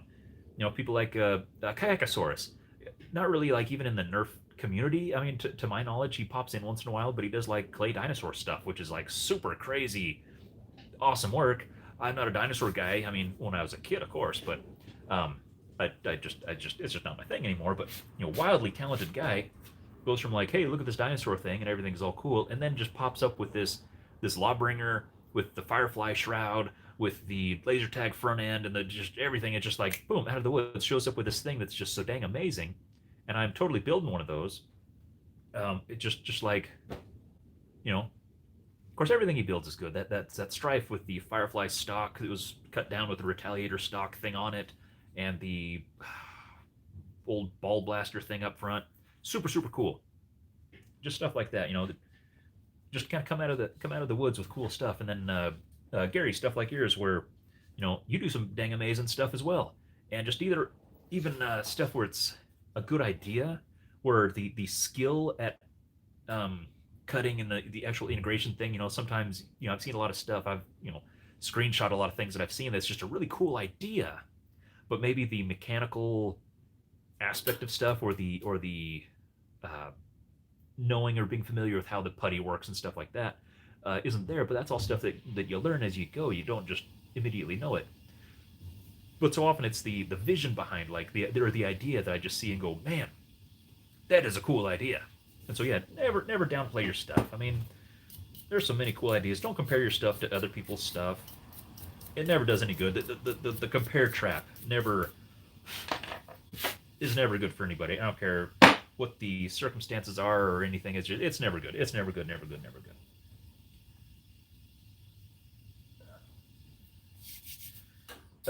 Get some flex duct tape to the back of a fan and throw it out the window. Oh, gotcha. No, I don't know. We're good. We're good.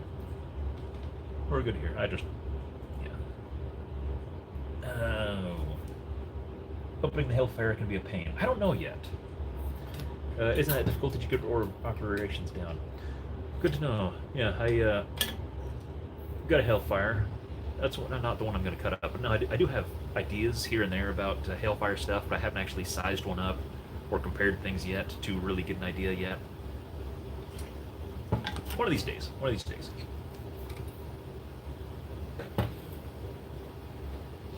Hey, do you know if the C is HVZ at Idaho State College?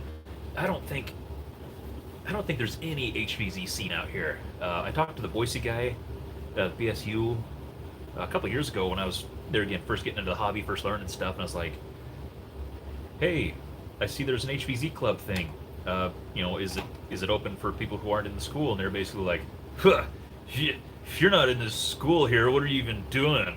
Gosh, this is open to like normal people. What the heck?" And I'm like, "Wow, thanks for being a super rude jerk and stuff. Whatever." So yeah, didn't really get anywhere with that guy. But apparently there at least was a bit of a club, more or less. I don't know. But yeah, they were not open to outsiders. As far as Idaho State, that's ISU, that's back east. Yeah, not so sure, not so sure. After that little experience, I kind of wrote off the local HVZ thing. So, Edgar, you should get that put on a coffee mug. I'm not as good as whoever, so what? Make cool stuff anyway. Basically, that is a lot. Basically, yeah, that's basically what I was trying to say. If you see something in your head and you get a cool idea, just build it. Don't compare it to somebody else. I mean, if you do look up to somebody and say, like, I want to be like them or whatever, but yeah, never compare like, my stuff's never gonna be as good as whatever. It's not good. It's never helpful. It doesn't help anybody. It's not beneficial. Look up to people, but don't look down on yourself at the same time.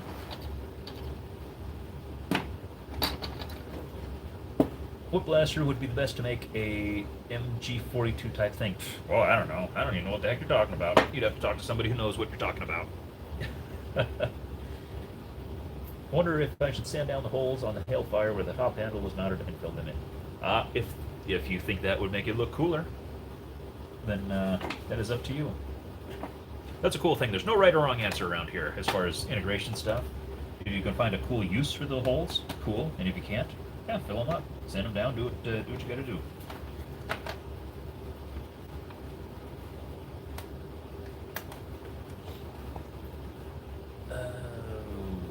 Oh man, you would have to mention laser tag. Been trying to find one of those guns from the 80s to use it as blaster shell. They're so pricey though, 150 bucks when I see them. Blech! Gag. Yeah, it's hard to justify cutting something up when you pay that much. That's why I thrift everything. And why when people are like, "Hey, you should cut up this new blaster," I'm like, yeah, but it's new, and I've got a takedown, and I really want to cut one up because I saw Ben Fett on Reddit. It was a Reddit that I saw it. Took the takedown and integrated a retaliator. I believe it's just a retaliator grip and everything, and basically made like the tactical rough cut, only using the takedown, and had just a worker stock on it and just a little PVC extended barrel. And man, that thing was so dang cool. I'm really sorely tempted to cut that thing up now, especially with kind of the peculiar grip, the broom handle on the back. Really tempted to cut that up. I might have to buy a new one though, but I haven't done it yet because they're still 20 bucks. But boy, if it could have been like 15 or 12 or something like that, then I'm definitely, as soon as I can find one on sale, I'm buying another one. And gonna cut it up.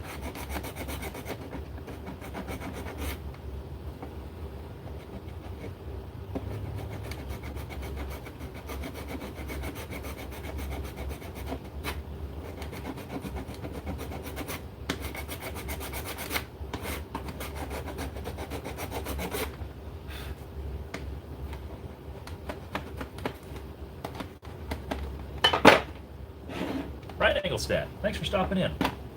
Nerf Therapy with Mr. Nathan. Just saying what needs to be said.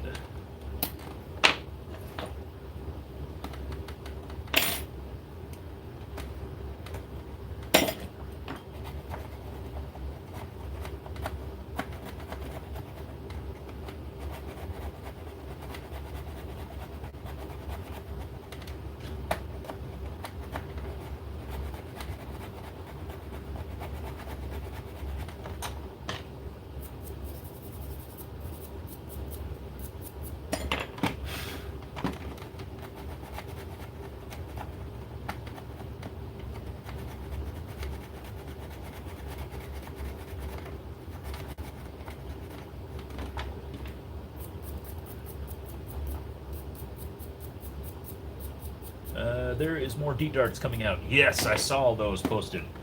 Man, yeah, it was Phone Focus was posted pictures about that as well on Facebook, Instagram, and the groups and stuff like that. Man, I'm really excited about that rival one, but I'm hoping the rate of fire improves. I know the demo he shot is just kind of a bit slow, but man, there's a lot of potential in that. That's yeah, that's very excited to see what they do as far as once the finished product comes out. Man, having the one that shoots one or two and like a select fire kind of thing, so to speak, that's cool. The one with the interchangeable cylinder drum thing, lots of cool stuff. It's like good to see innovations like that, even coming from very unexpected sources like D-Dart, who just kind of came out of the blue and they're like, hey, we made this thing that you hold that shoots stuff, and it was kind of like, that thing kind of sucks. And then, of course, the community did what the community does best, and takes a good idea, even if with a poor implementation, and makes it into something super, super cool.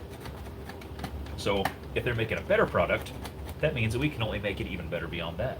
So, yes, that's going to be a very exciting thing to watch.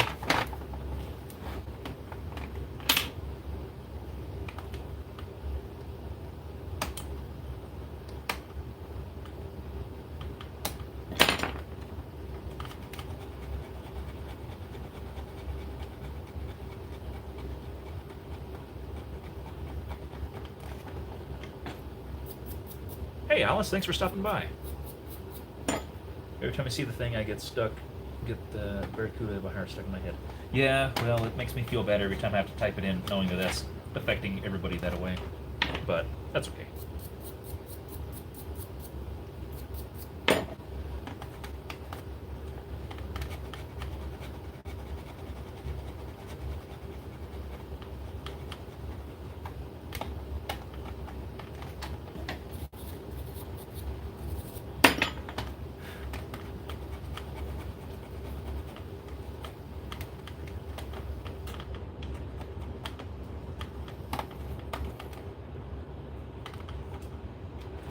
And in all fairness, Alice, there's a lot of worse things that can get stuck in your head.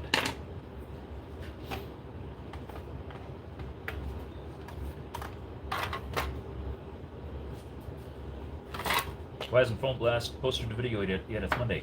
Dang it! I was gonna say it. Still trying to get used to their new schedule. But what's going on in Nerf this week? I mean, you can get that little tune stuck in your head.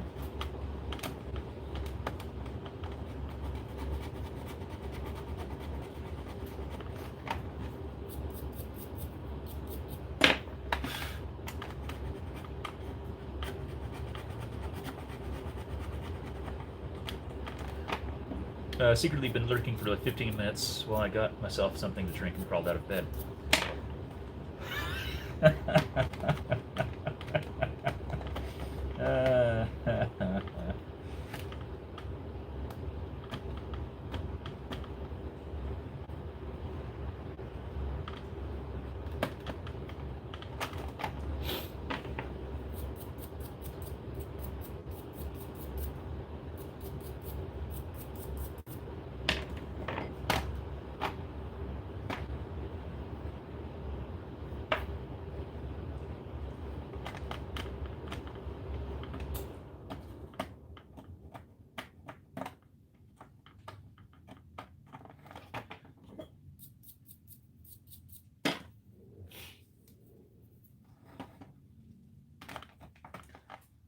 Up until 7 a.m. What, do I even want to know what you were doing up until 7 o'clock this morning that made you end your day with the beginning of the new one?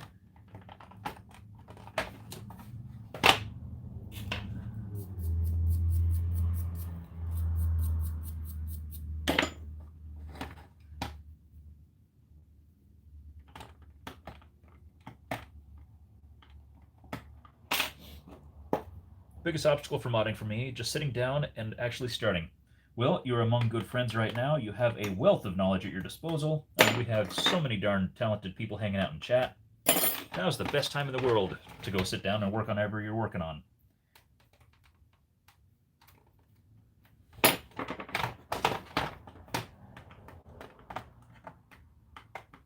Like, gee whiz, 28 people now. golly gee whiz. You think about the roster of people we have in the chat right now. If having those people just a click away doesn't bolster your confidence in whatever the heck you're working on, I don't know what will.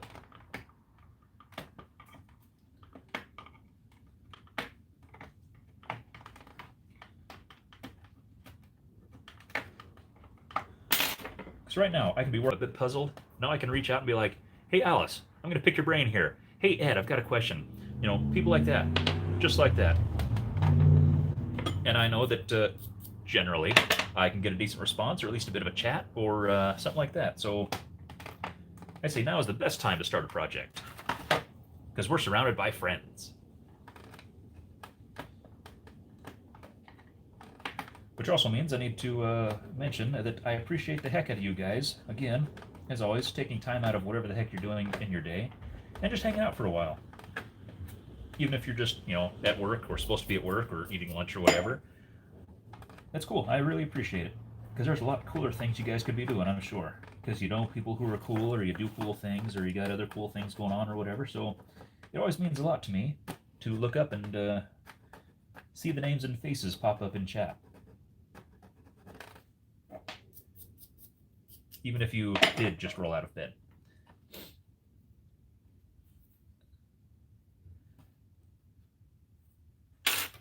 Just working on some stuff, wanted to get finished before I went to sleep, so it'd be done in the morning. Of course, it was sort of silly. Oh. Silly happens.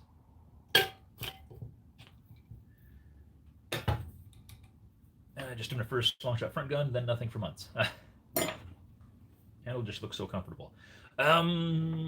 Actually, that's a good point. It looks comfortable, and from this angle, or for this way, it's good. It's just too skinny, and so I actually was going to reach out once we got some more of this stuff kind of dialed in about what to do about making it wider, because there's going to be a whole good chat about just how to improve the grip on this thing. But this dimension here is a good shape. It's just skinny, so it's kind of like I don't know, trying to compare it to a thing I can't compare it to. It's like I grip it, and I have a whole lot of dead space, like right here. Usually when I grab onto something that I want to grab onto, it's like, boom, a whole dang hand is just wrapped around that sucker. But when I grab onto this thing, then, I mean, like, I've got a good solid grip on it, yet I can still fit the whole thing up in there, and it's like there's all that room. Like if I could turn my arm around and show you what's going on that way. It's so there needs to be some way to bulk it out a little bit without making it just a big fatty. So, well, because I know Ed's kicking around for a minute, what the heck? Let's just stop talking about it and do it. Oh, golly. This chat's getting out of control. Looks comfortable. I like how AC is just like, hey guys, it's me, the AC. Remember me? Oh, that's the furnace actually. Opposite. But yeah, same thing. It's just like, yeah, it's right there. AC actually makes a lot more noise because it's about the same distance away, but it sits outside. But it's actually louder. So generally during the summer when I'm working on it out here, I will go in, I'll shut the thermostat off, and then just have to remember to turn it back on before my wife gets home, so she's not like, why is it 80 degrees in our house? You know. So I'm digging out spare parts. Need parts from the pile of benefit, which goes to waste. Yes, it applies to have a brain. Yes, Alice, you have a beautiful brain. I like it a lot. You are the smart. You think this isn't cool? What's going on this week in Nerf? Yes, same with me. Yeah, I'm sorry if I just ruined everybody's day by reminding them about... Okay, if you really think about it, our hobby has a, like, dedicated news channel, so to speak, with its own jingle that gets stuck in everybody's head. That's pretty legit. I mean, that, as far as a hobby community, that's really saying something, I think.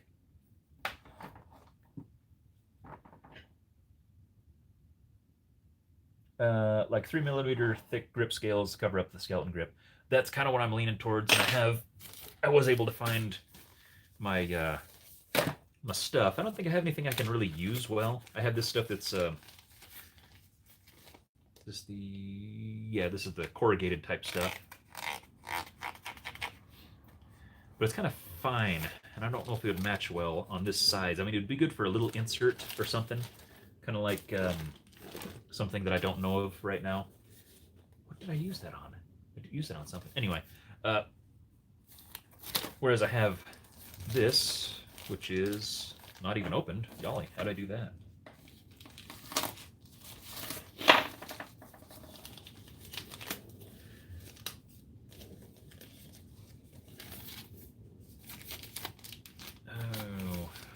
You can see that, but it's squares, which are kind of weird. I don't know if I could use that either. That's a bit boxy and weird. And then this is a slightly smaller but deeper square things, which I apparently used for something because some of them were missing. But I wonder if I could like put them at kind of an angle, but it's one of those things where since the grip's at an angle, if you have them at too much of a weird grip, then they're almost square. I mean, I don't know. I reckon that. I don't know if you can even see the. See if I can get a bit of an angle on here, so you can kind of see the. So I reckon it'd have to be the biggest chunk of this area here to make it work out right and actually make it fill in, because this part here is slightly higher than this down here, which definitely needs filled. So. I don't know, but like, what do you think of that? Is that too bold of a pattern, or do you think that'd work? Just trying to get a different angle so the light doesn't just wash it out.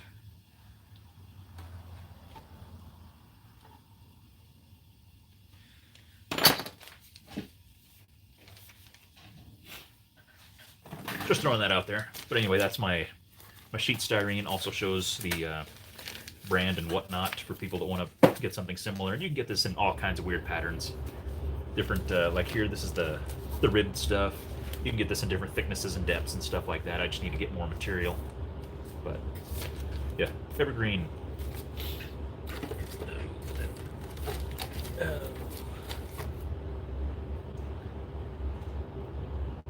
Considering using Flex Seal to rubberize my project grips when it's done. I've heard people have done that.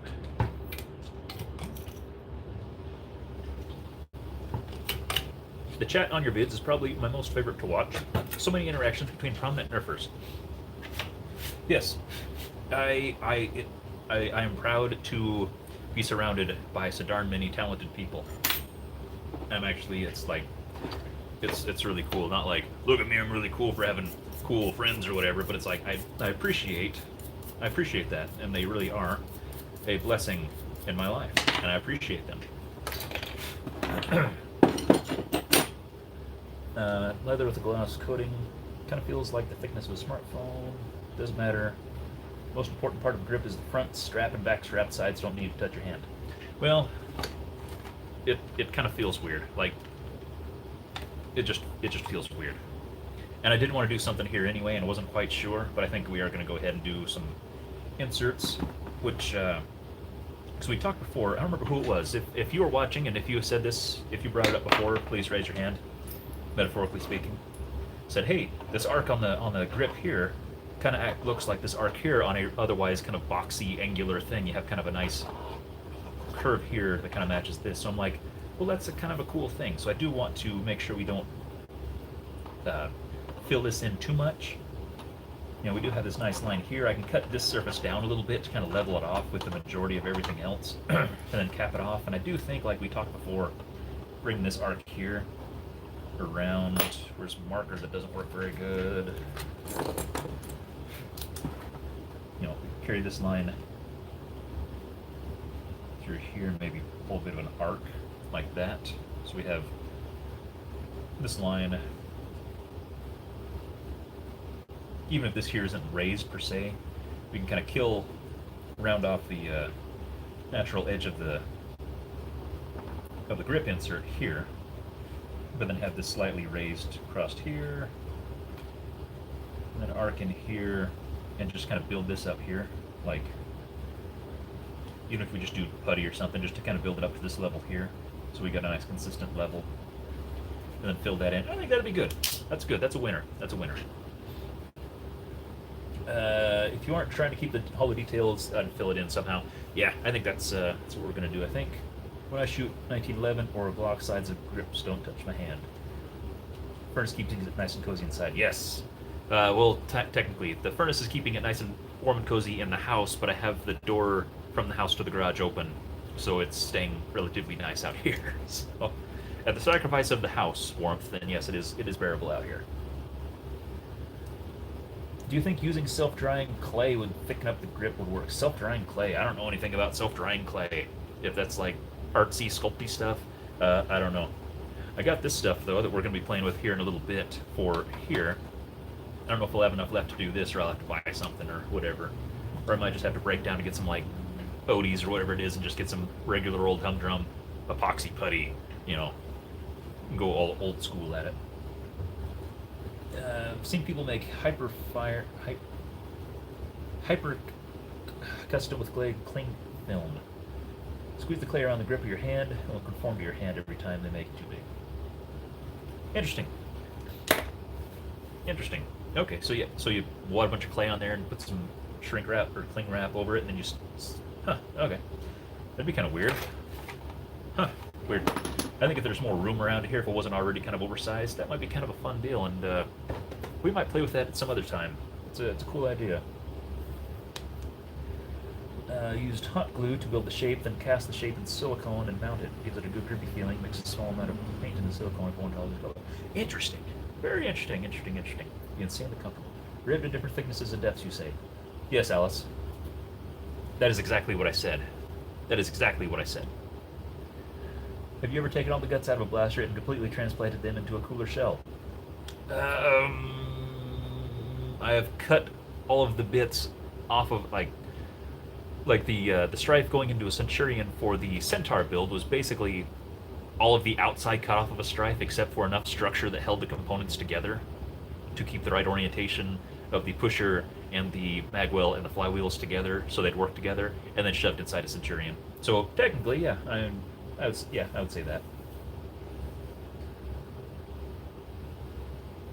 Admittedly, not sure I want to spend a prolonged period of time with my sweaty palms gripping whatever it is Flex Seal is actually made from. Huh.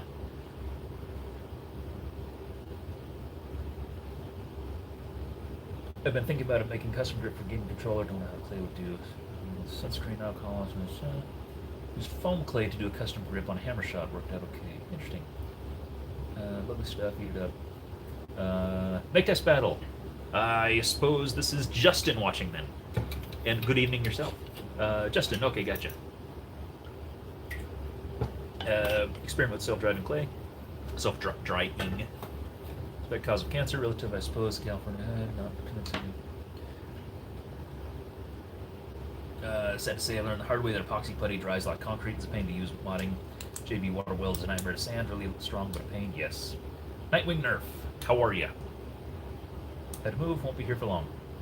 Exposure to oxygen, now afraid to Flex Seal. Do you have a peel box? Yes, I have a peel box. In fact, had a peel box for a year and a half now, and I was actually going to probably cancel it here in the next month or so because I haven't got anything out of it for since before End War, and it's just financially not financially expedient to keep it up and running. So I was actually going to probably put a video up in the next week or so saying that I'm going to be shutting it down here pretty quick. But just to kind of simplify things, especially since I don't have as much time to, I'm not modding as often as I was before, and so it's hard to justify having that out there when there's not enough to make it worthwhile and stuff.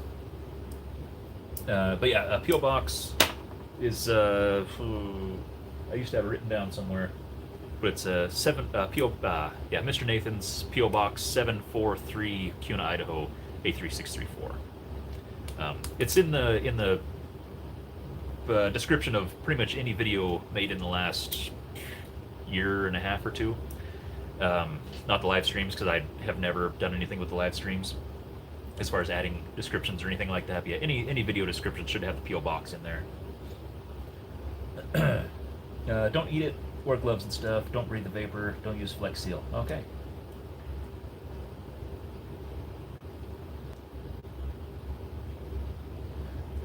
Did refurbish an old gas deep fryer. Had asbestos panels and a plaque stating "Do not break." Known to cause cancer in the state of Colorado. Yeah, asbestos is pretty bad stuff. I mean, it was good for its day until we realized what it did. But yeah, amazing product. But yeah, boy, it'll screw you up, boy. Okay, sorry, I got distracted. You guys on chat got way out of control, and I had to do some catching up so I didn't leave anybody behind. So, what were we gonna do? Yeah.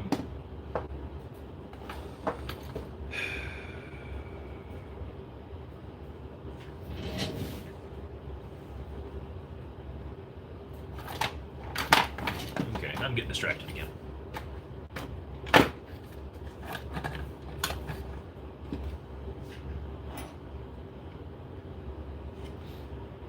Okay, I don't feel too bad about grinding down this surface here, because you have like, I don't know if you can really tell, but you have like this dark gray surface, and then you have a slightly elevated gray surface, and then you have another slightly elevated gray surface above that, and then you have this surface here that kind of angles up to the width of the trigger guard. So I think we can cut this down, at least this one down a ways, to match like either this level or even this level, because underneath all of this we have this light gray plastic insert that actually has the trigger mechanism. And so since the grip is now mounted to a thing that wraps around the rest of the shell, we actually have to keep this in place anyway. So this is probably going to be bonded at some point. Just squish some DevCon in there and stick it together so it's all locked in. But that means we can cut more of this grip away here to more of this level here surrounding it, so we can build an insert. So yeah, we're I guess we'll do a little grindy time or something.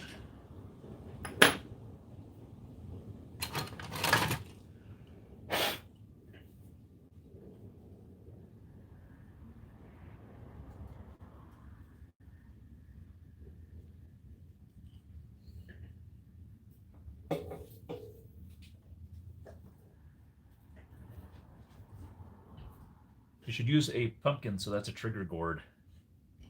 Is that a Canada joke? Gourd. Suddenly now I have to really pay attention to your videos and see if you ever actually pronounce that gourd, because I can totally pronounce you saying that. Like, you know, talk about that trigger gourd. Just a pumpkin joke? Nah. Why would it be a Canada joke? Because you talk funny. Sorry, that's just the long and short of it. You say funny things sometimes. Like we could be having a totally normal conversation, and we've done it before at End War and stuff, and you'll say something, and you'll just say a boot, and it's just like, you know what? I just can't do that. I just can't do it.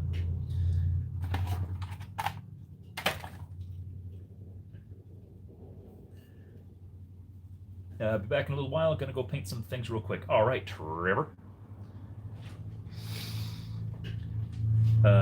Alice, you don't like hearing a boot? You say a boot all the time.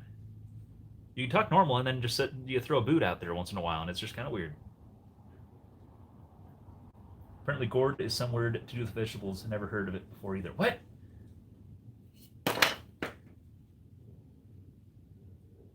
Ed, are you pulling my proverbial leg? Proverbially? Because yeah, a gourd is like pumpkins and squash. It's like a squash, basically, is gourd, you know?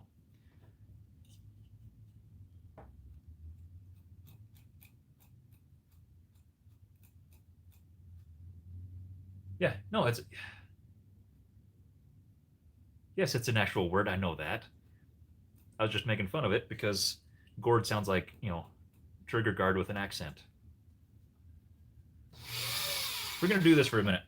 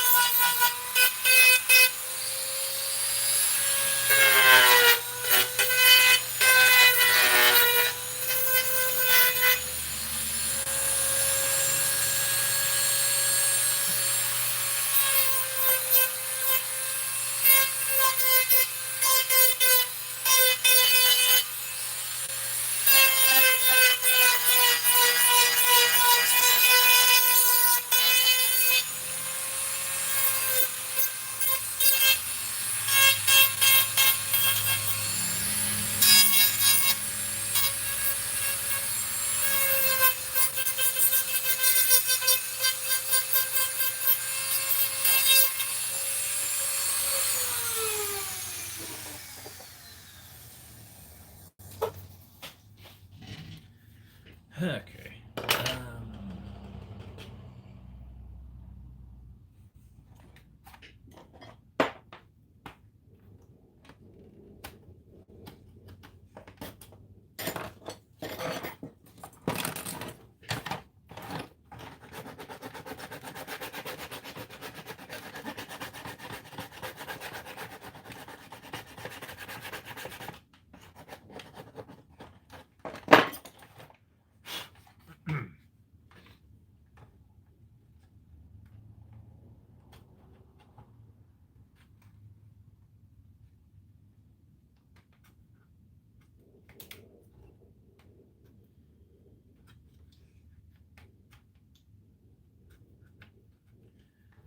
Love my buddy from Boston calling everything wicked awesome. Funny story. The years and years ago, we when I was living at home, then my folks would watch This Old House on Sunday afternoons, and of course they're all Northeast, so they all talk funny. Saying that as a guy from Idaho, but they had a deal for a while. I don't know if they're still doing it or not, but he was like, "This old house, but we drive around and help people all over the country with weird household projects and crap and stuff. They were too dumb to figure it out on their own."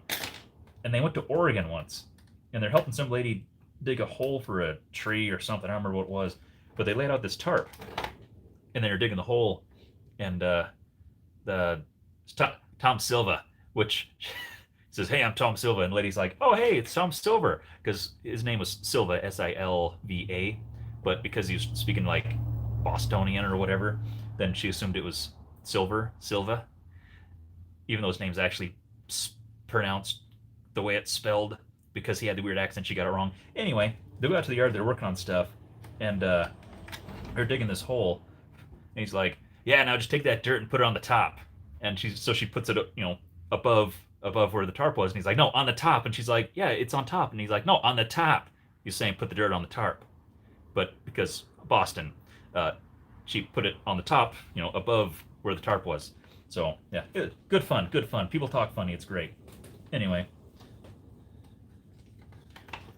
so Alice, that was not a personal attack on the fact that you're Canadian and stuff. That's more of a a commentary on how people pronounce things differently, and so it's kind of fun to is more of just a general accent joke and commentary. So you can come back whenever you're ready. When will Nerf make another barricade? Ugh, yuck. Ultra 2. Huh. Interesting setup. Not talking about garbage. Talking about barricade. Chicago. My girlfriend regularly says words really funny, and it took me like 2 months to realize her Canadian accent is bad.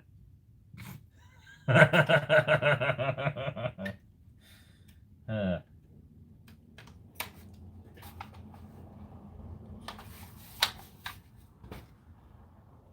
can you have a bad accent? Like she just like a transplant and not getting the accent right? Not making the adjustment or something?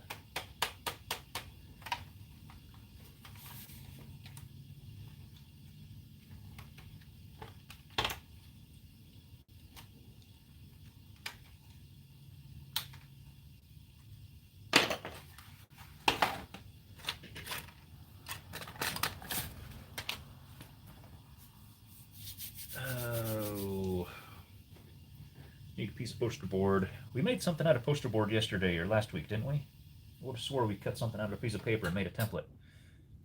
It seemed like it was some kind of semi-rigid type paper stuff.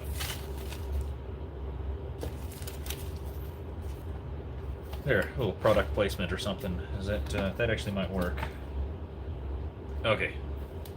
Well, this grip insert brought to you by the folks over at Foam Focus. Where's my pencil? It's my Murado Black Warrior, arguably the best grip pencil ever made. Anyway.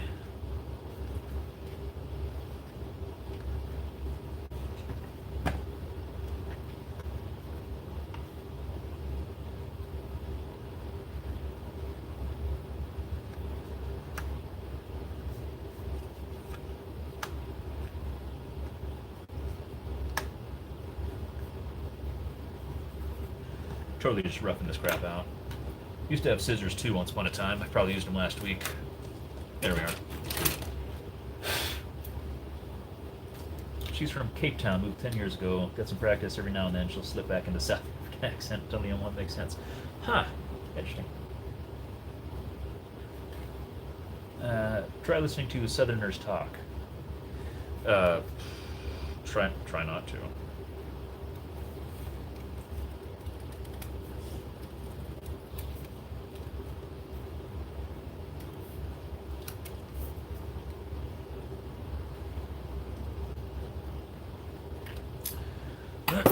So Australian flattens vowels into ah.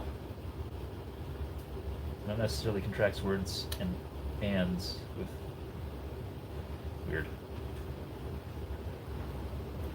What's the pencil? It's a drafting pencil, but it's a Mirado Black Warrior, M-I-R-A-D-O Black Warrior, and it's got like one of the best erasers in the world, and it's just got a nice what do you call it? Pencil, like the nice lead or whatever. It's a nice quality. Now, we used them at school when I did a drafting course for a while, and they're like, "Here, use this pencil. It's the best pencil in the world." And I was like, "That's just a freaking pencil." And then I used it, and I was like, "Gosh, this is like the best pencil in the world." And so I bought like 3 boxes of them, and they're great.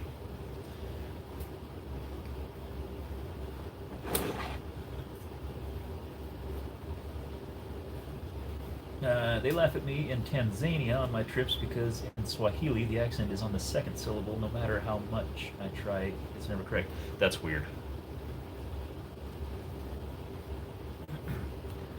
Try being Welsh. Now there's an accent and we have extra vowels and unnecessary double L's. South African accent is actually remarkably similar to New Zealand or Australian, but it makes sense seeing as it's sort of parallel evolution. Wow. Anyway, we're getting so dang cultural, man. Aren't we all just like uplifted and like, this is some good quality stuff, man.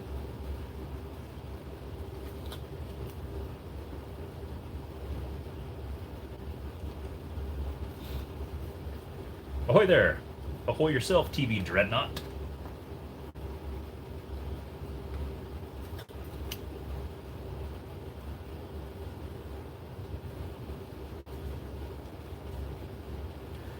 Worked with a lady a few years back with a weird accent, one British parent, one French parent, raised speaking both, lived in the Philippines for 20 years. Well, that's a weird combination.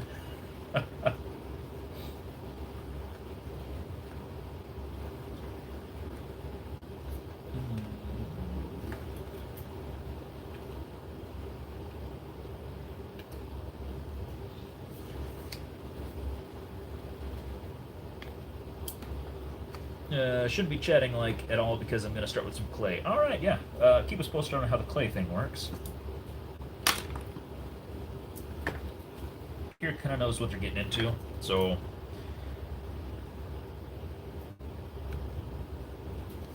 we don't have any like weird random folks on the internet because I have like 0 search engine optimization or whatever it is where like people that want to see my streams don't even, which is good. We got 25. That's a good number. Now, I would never want a chat with like, you know, really more than I think we topped out at 30 like a couple weeks ago, and that is plenty for me. Just I don't know. I mean, it was a good group, but it's hard to keep track because the chat moves so darn quick that it's hard to work and to keep up with what's going on. At the same time, you start getting that many people, you run into jerks, it seems like. We didn't, but, I mean, like, you watch anybody else's stream, and it's just like, because jerks are out there, and jerks like talking on the internet, it just, I don't know. Like I said, I'd be much happier with a small group all the time, because it's a little more homey, a little more my style, you know, because you're just kind of hanging out with friends, and not like, hey, I'm a guy on the internet, and here's a bunch of other people from the internet. It's like, you know, it's just, like I said, nice and homish.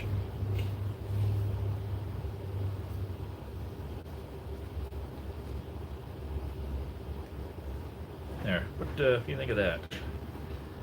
That's why Tom Hardy accent floats all over the place in Mad Max. I figured out some bids he sounds South African. Don't think he's British. Ha.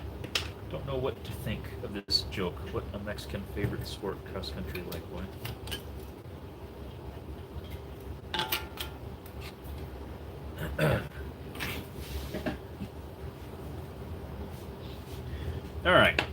So, actually, that looks better than I expected.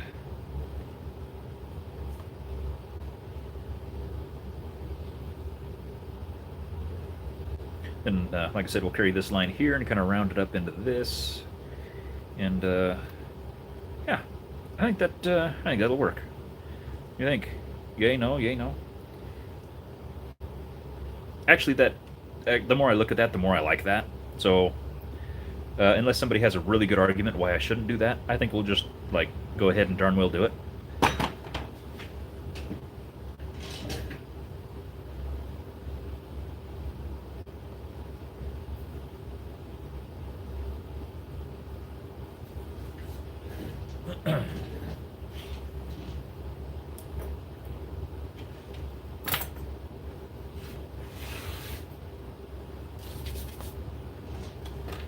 Just throw a quickie over here.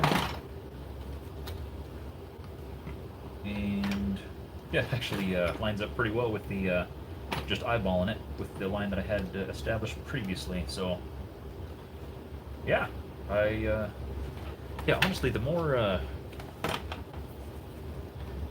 look at that, like the more I darn well like it. Like, wow. Like I feel very pretentious and being like, wow, look at this thing I did is so cool. But I'm like it's more of a I didn't know what to expect, and so I was just kind of winging it and stepping back. It's like, yeah, I like what happened here. So yeah, I think we'll grind this guy down here to match. Because the basic level we were looking at, I think is perfectly acceptable.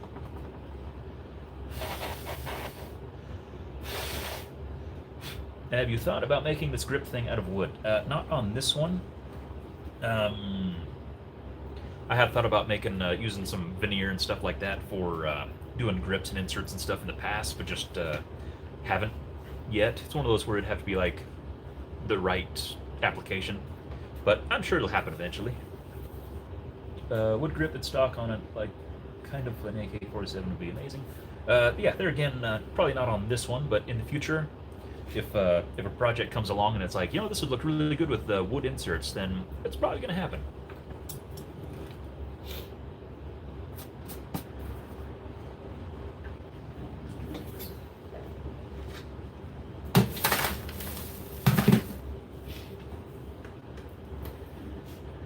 When you first think about a project, do you think about the internals first, or what you want the shell to look like? Generally, I have a shape in mind, and quite often I don't know what the like. Right now, I don't have any intention for the internals. There's been talk and consideration about, well,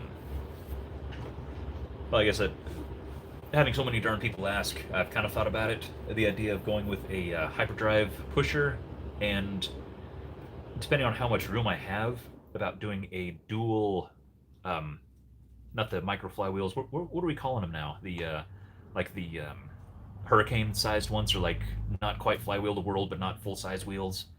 That but doing like a two-stage, since we'll be able to fit them closer together.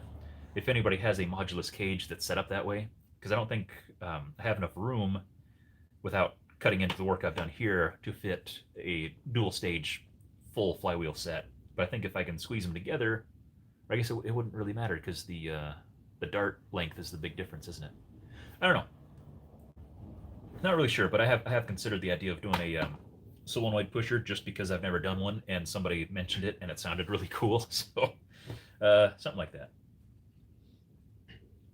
But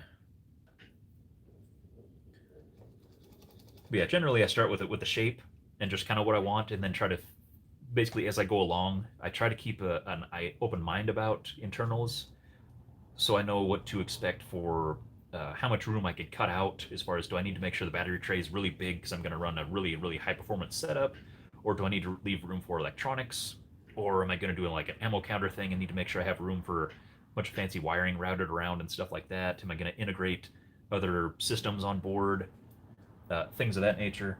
But mostly I start off with the big picture, which is the shape and the shell and the feel and stuff like that.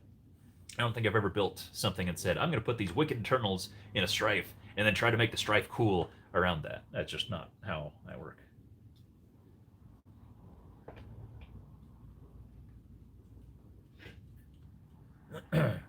Is this project going to be an assault rifle or more of a sniper rifle look?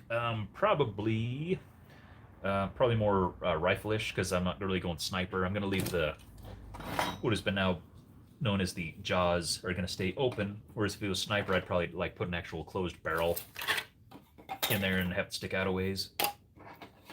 And especially with the ability to go with a solenoid pusher, naturally it's like, okay, well, now we open up the door for select fire, automatic stuff like that, which is not quite snipery. But yes, the vibe, I guess, of the build is going to be more um, rifle-y, more assault rifle-ish, I guess, if that is a definition. Mini wheels. Is that what we call them? Mini wheels? Okay. All right. Ed, you're back. All right. Did you say you're leaving? Did I totally miss that? Or did you just sneak away like an office party? Gonna grind her for a second.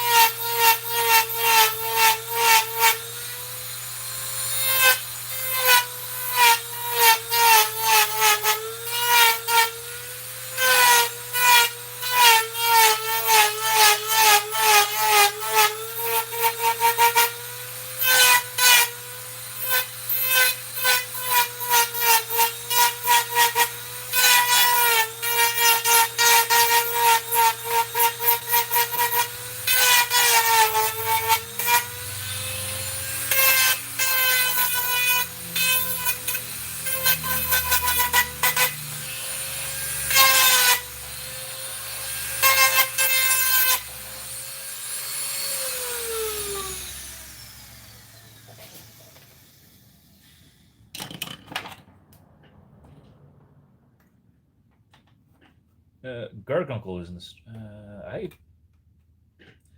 I don't think I've seen his name pop up yet. So if he is here, then he is being awfully quiet.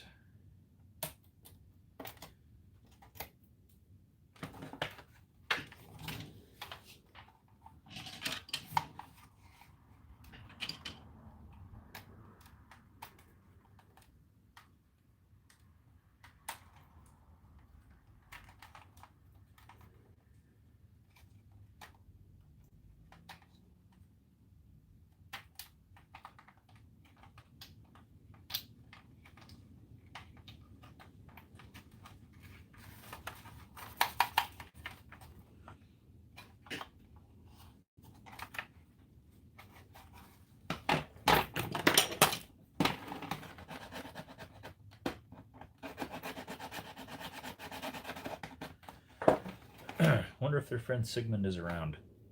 I feel like that's a reference to something that I don't understand, or there's something else going on in chat that I'm unaware of. Okay, double check this dude and go. Dang, I just really like the way that shape came out. Oh, wow, yeah. I was worried that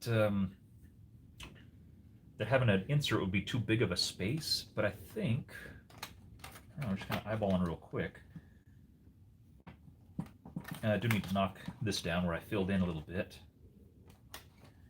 But yeah, I think that shape's going to be just a good size to where it'll be an accent, but not like a. Ugh.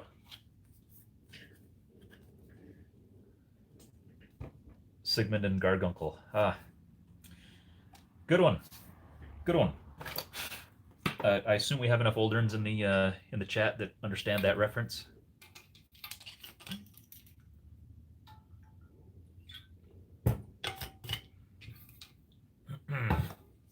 And yes, good one, Alice. That was a legitimate chuckle.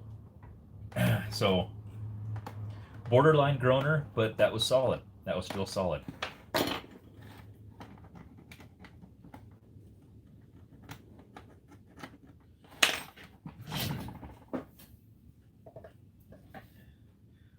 I'm gonna grinder this down real quick, so ears and whatnot.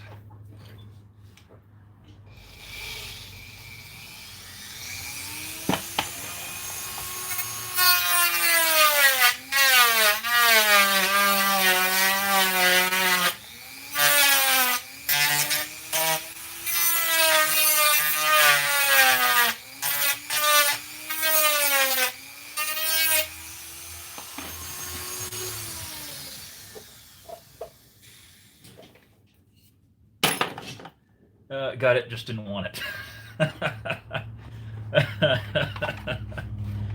Yeah, I know that feeling. Not in this circumstance, but yes, that's yes.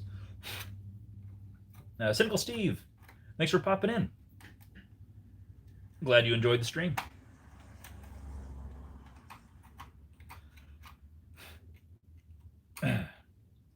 Alice, do I dare explain it?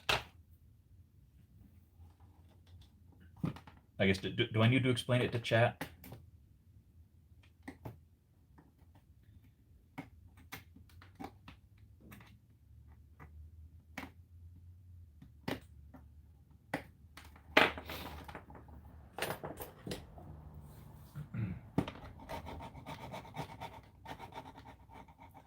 Yes, okay. Of course, Gargunkel is a known Nerfer, and he has popped in stream before, but I don't think he's been here today.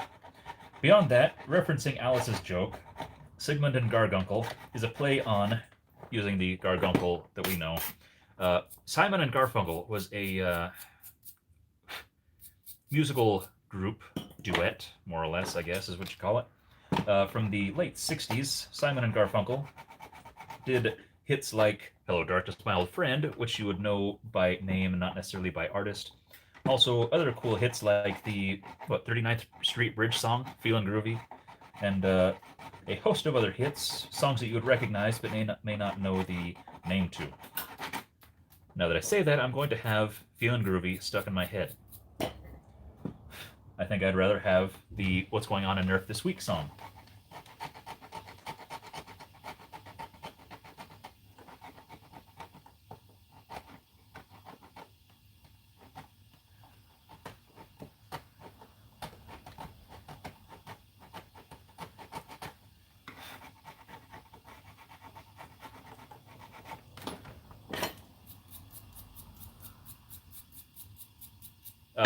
I believe you're still playing on words, Alice. But yes, Paul Simon was the went on to do his own thing before and after, I believe. Art Garfunkel, I don't think ever had a solo career.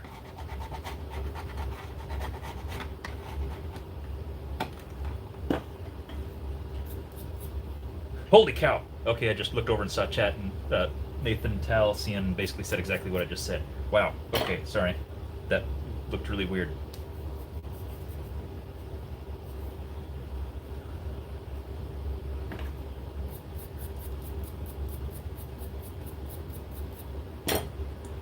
Hello, Knarch, my old friend, is the first line. Yes, but if I said the sound of silence, I don't think anybody would know what I was talking about either. So, sacrificing accuracy for validity.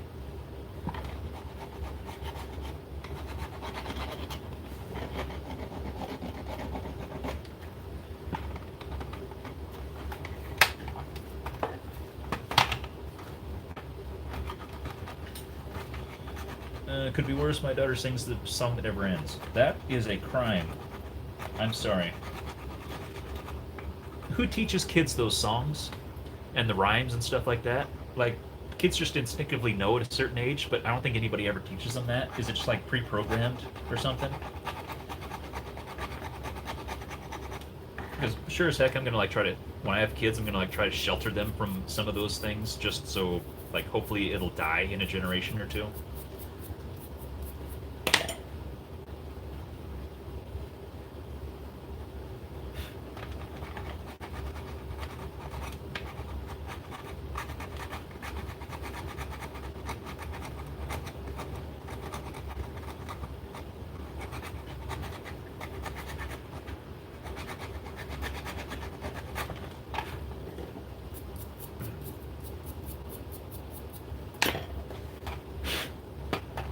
Still have my mom's Simon & Garfunkel vinyl. Nice.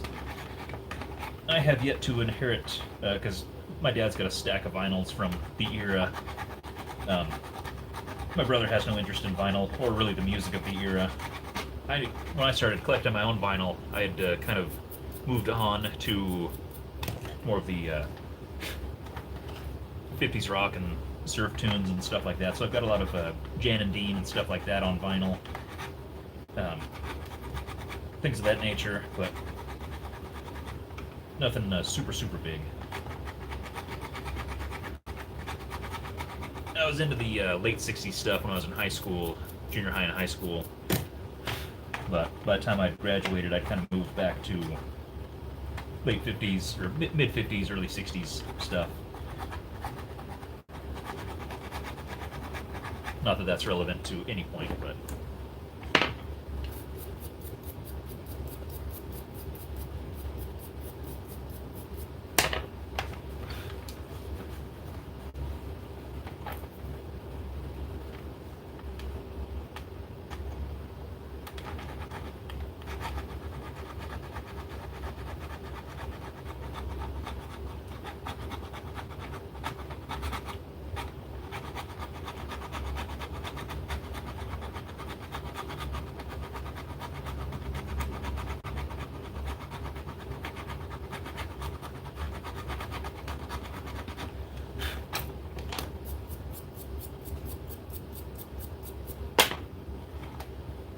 Got all my dad's old vinyl, George Carlin, Richard Pryor.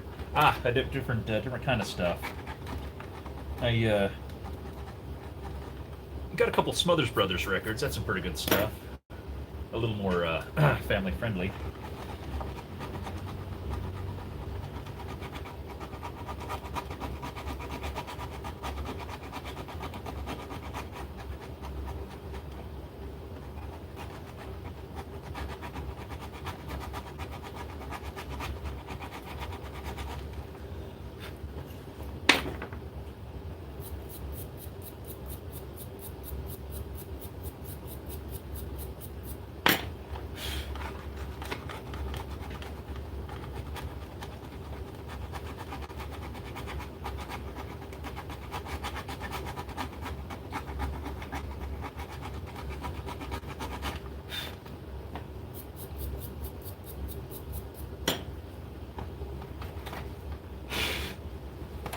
Vinyl to me is something you cut out and put on your blaster. Reckon. I used to spin a lot of vinyl, like especially when I moved over here and before my wife and I were dating. Naturally, before she was my wife. I used to had a I don't remember what it is, but it's a stack-o-matic, you know, where you put like 5 or 6 vinyls on there, and then when it gets to the end of one, it comes over and drops the next one and plays over, and you can just play for a couple hours. Then you flip the whole stack over, and yeah, I used to spin a lot of vinyl. We'd have little parties and stuff over here. I say party was like a couple of people would come over and we'd hang out and do dumb things. Not even dumb things, but like we'd hang out for a minute. But yeah, spin some vinyl, and they're like, "Whoa, you're like spinning vinyl," and I'm like, "Yeah." So that's how cool I am.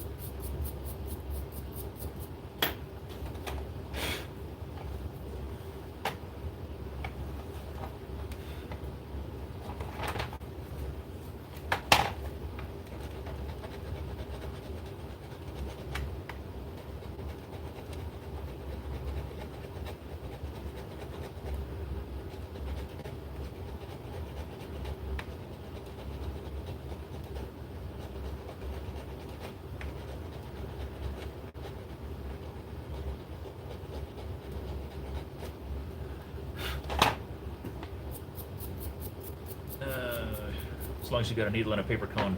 Yeah, Alice, needle and a paper cone works for a minute, but if you don't do it right, you can sure make a mess of things. I was playing with that when I was much smaller and ruined my dad's The Competitors record, which, man, 4 on the Floor is never going to sound the same.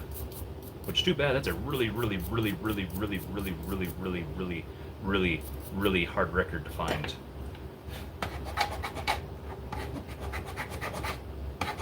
Catchy tune, though.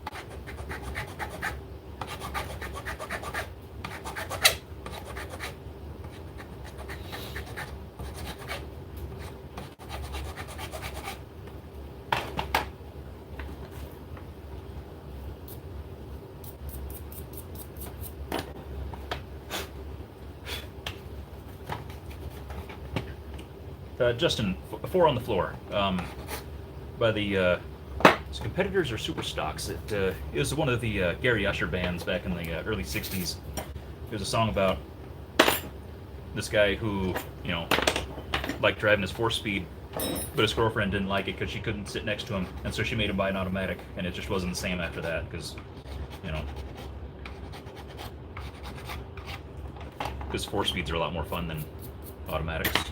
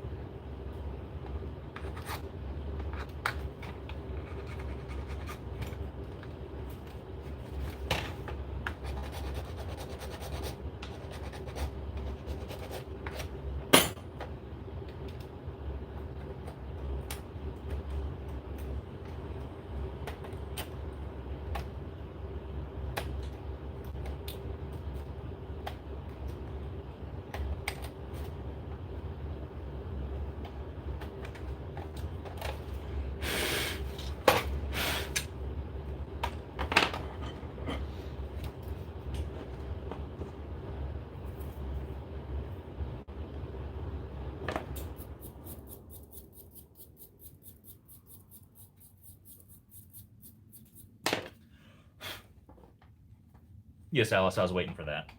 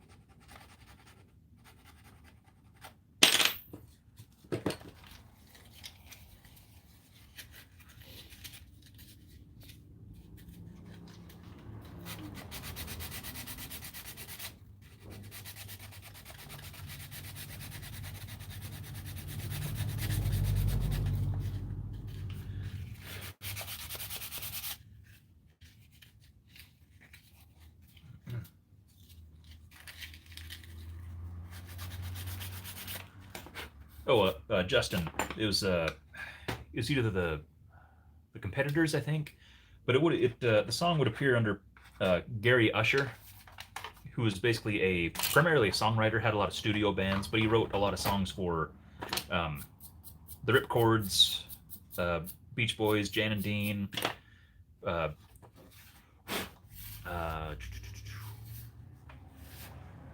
crap, who else? But yeah, a lot of the '60s surf and hot rod bands, super stocks, stuff like that. He was, yeah, like I said, primarily a songwriter. Had a lot of studio groups that we basically throw together, put out some quick albums, and just just kind of a quick buck kind of thing. And they're mostly just silly, as most songs were back then.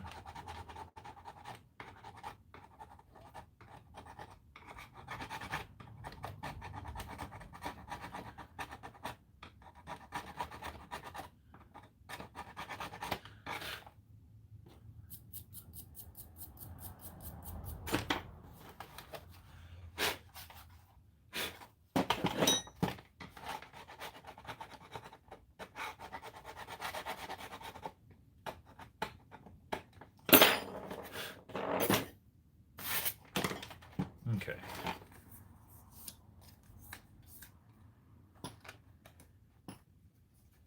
Okay, that sits in there nice. Very nice, very nice. Might need to trim the bottom of that just a little bit.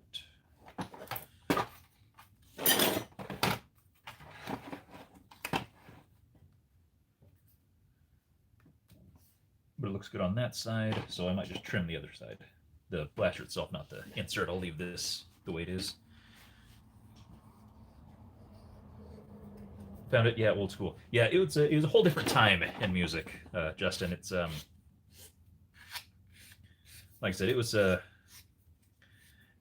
old like shoot. I think it started off about 60, 61, went to 64 probably. Um, Old hot rod music is just kind of fun and silly. It's just talking about cars and drag racing and hot rods and stuff like that. But it's just kind of fun, silly, innocent stuff. I like it. Yep, I'm digging that. So the next question is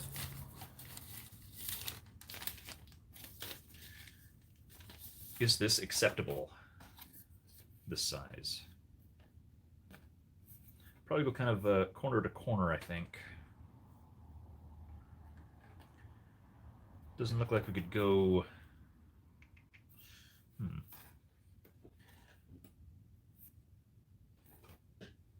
Just gonna get a rough idea here. I'm just gonna try to think. Okay, grips this grip angle is like that. So if we go like that.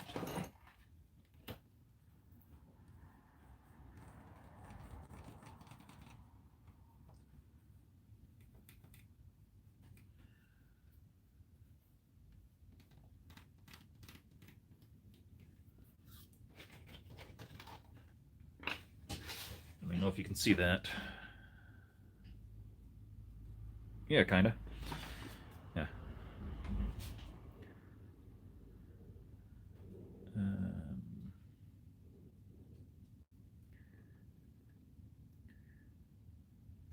What do you think? Is that sufficient, or should we try something different altogether?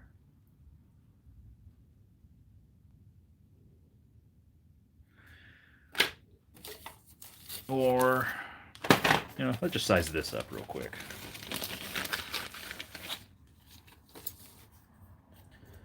Actually, oh man, that'll barely fit, but do we like that angle?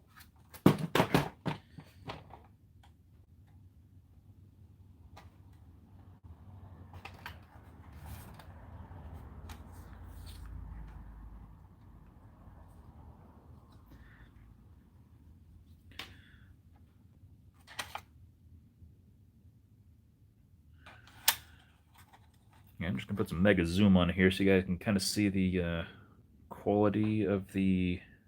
Can you even see the ridges in there? The lines? I might even hold it on screen. There is lines. I mean, can you see? Boy, that's just look. There we go. Kind of. If you get in the right light.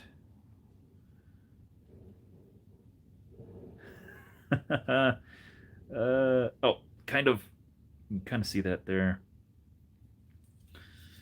If we do this.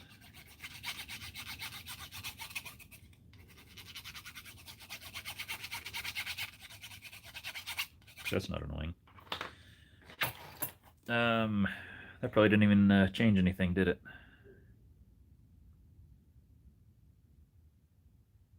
Now you can see the lines I drew.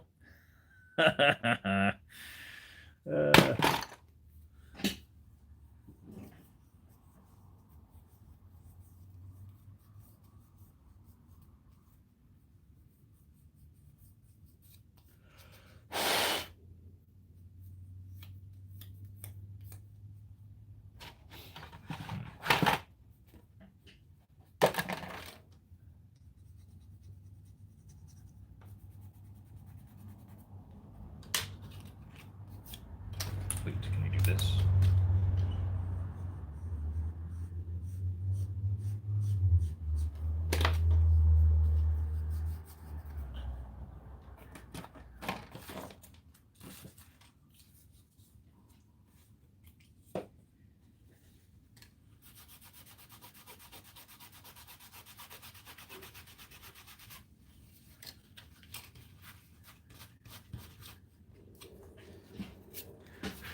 I don't think that helped either. Did we die?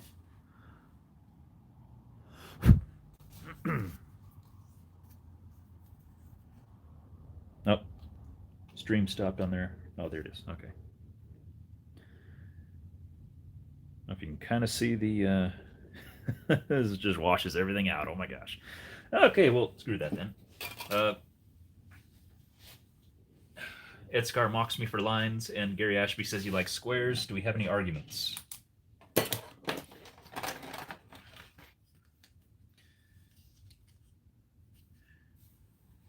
You know what? I have this one here, which is just perfect for one. So I might go ahead and just mock this up and then take some pictures and throw them up on the Instagram and maybe even cut out one of these and we'll have a vote. What do you think about that? Is that fair? Is that very democratic of us?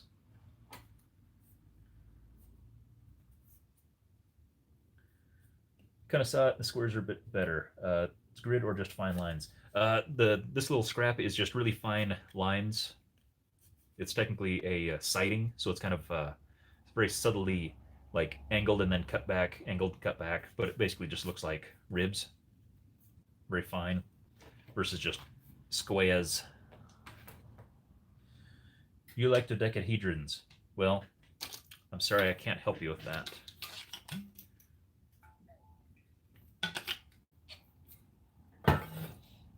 All right. Has anybody been watching? How long have we been doing this? What's our time so far? We might be wrapping this up a little bit for today. That'll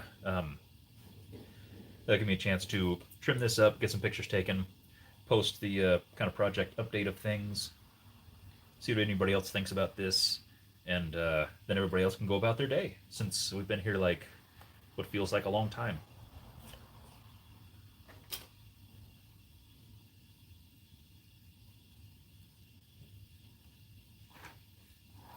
A little under 3 hours.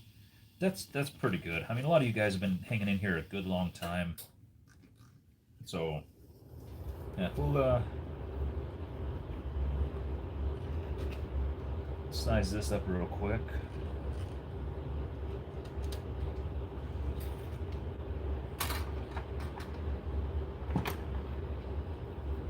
If the square, I want to get some of the stuff that's like the squares are like half this size to kind of mimic like the stripe insert and stuff, just because it's a little more subtle. This here are like really big squares. Yeah, there we go. That's looking a little more obvious. So yeah, the squares are kind of big, and I just don't want it to be like, hey, look, you got a checkerboard on the side of your thing, which would be cool in other circumstances, but it just wouldn't match what we got going on here. So, all right, yeah, I think we'll start here with this. Do this guy, and yeah, really nothing else going on with the project. This was kind of the main major decision making kind of thing, just working out grip stuff. Did some filling on a few things here. Need to sand this down. So I think we cut the stream, eat something for lunch, and yeah, we'll do the. I'll just block this stuff down. Nothing else really fancy. I don't think you guys really missed anything. The bottom jaw here is basically done for the most part. There's a few little things. Need to fill in this a little bit, but this here is all blended in and looking all pretty and happy and stuff. Need to reshape this a little bit just when we fit the actual muzzle piece in there. Did a little fine tuning around here, but we were going to do the putty thing here, but I think I'll just not do that right now instead. Or maybe I'll do a stream tonight later on or something. I don't know. It seems kind of greedy to use up so much of you guys' time. So I kind of feel bad even doing one tomorrow, because I've done a couple, like one stream after another, Monday and Tuesday thing, but I don't know, we'll see. But as usual, I appreciate the heck out of you guys hanging out and just watching me build this thing. It kind of helps me stay focused, even though you often distract me with other things. But man, we had some good discussions today, and talked about some other project ideas, and we got some good things going on. You guys are a good group to hang out with, and I really appreciate you. So, yeah, we'll call it quits right there. We did some good stuff, had some good chats, enjoyed some good company. We're at 23 people, it looks right now. Topped out about 25. Pretty good crowd. So, have a wonderful rest of your day, wherever you are, and keep it safe out there, folks.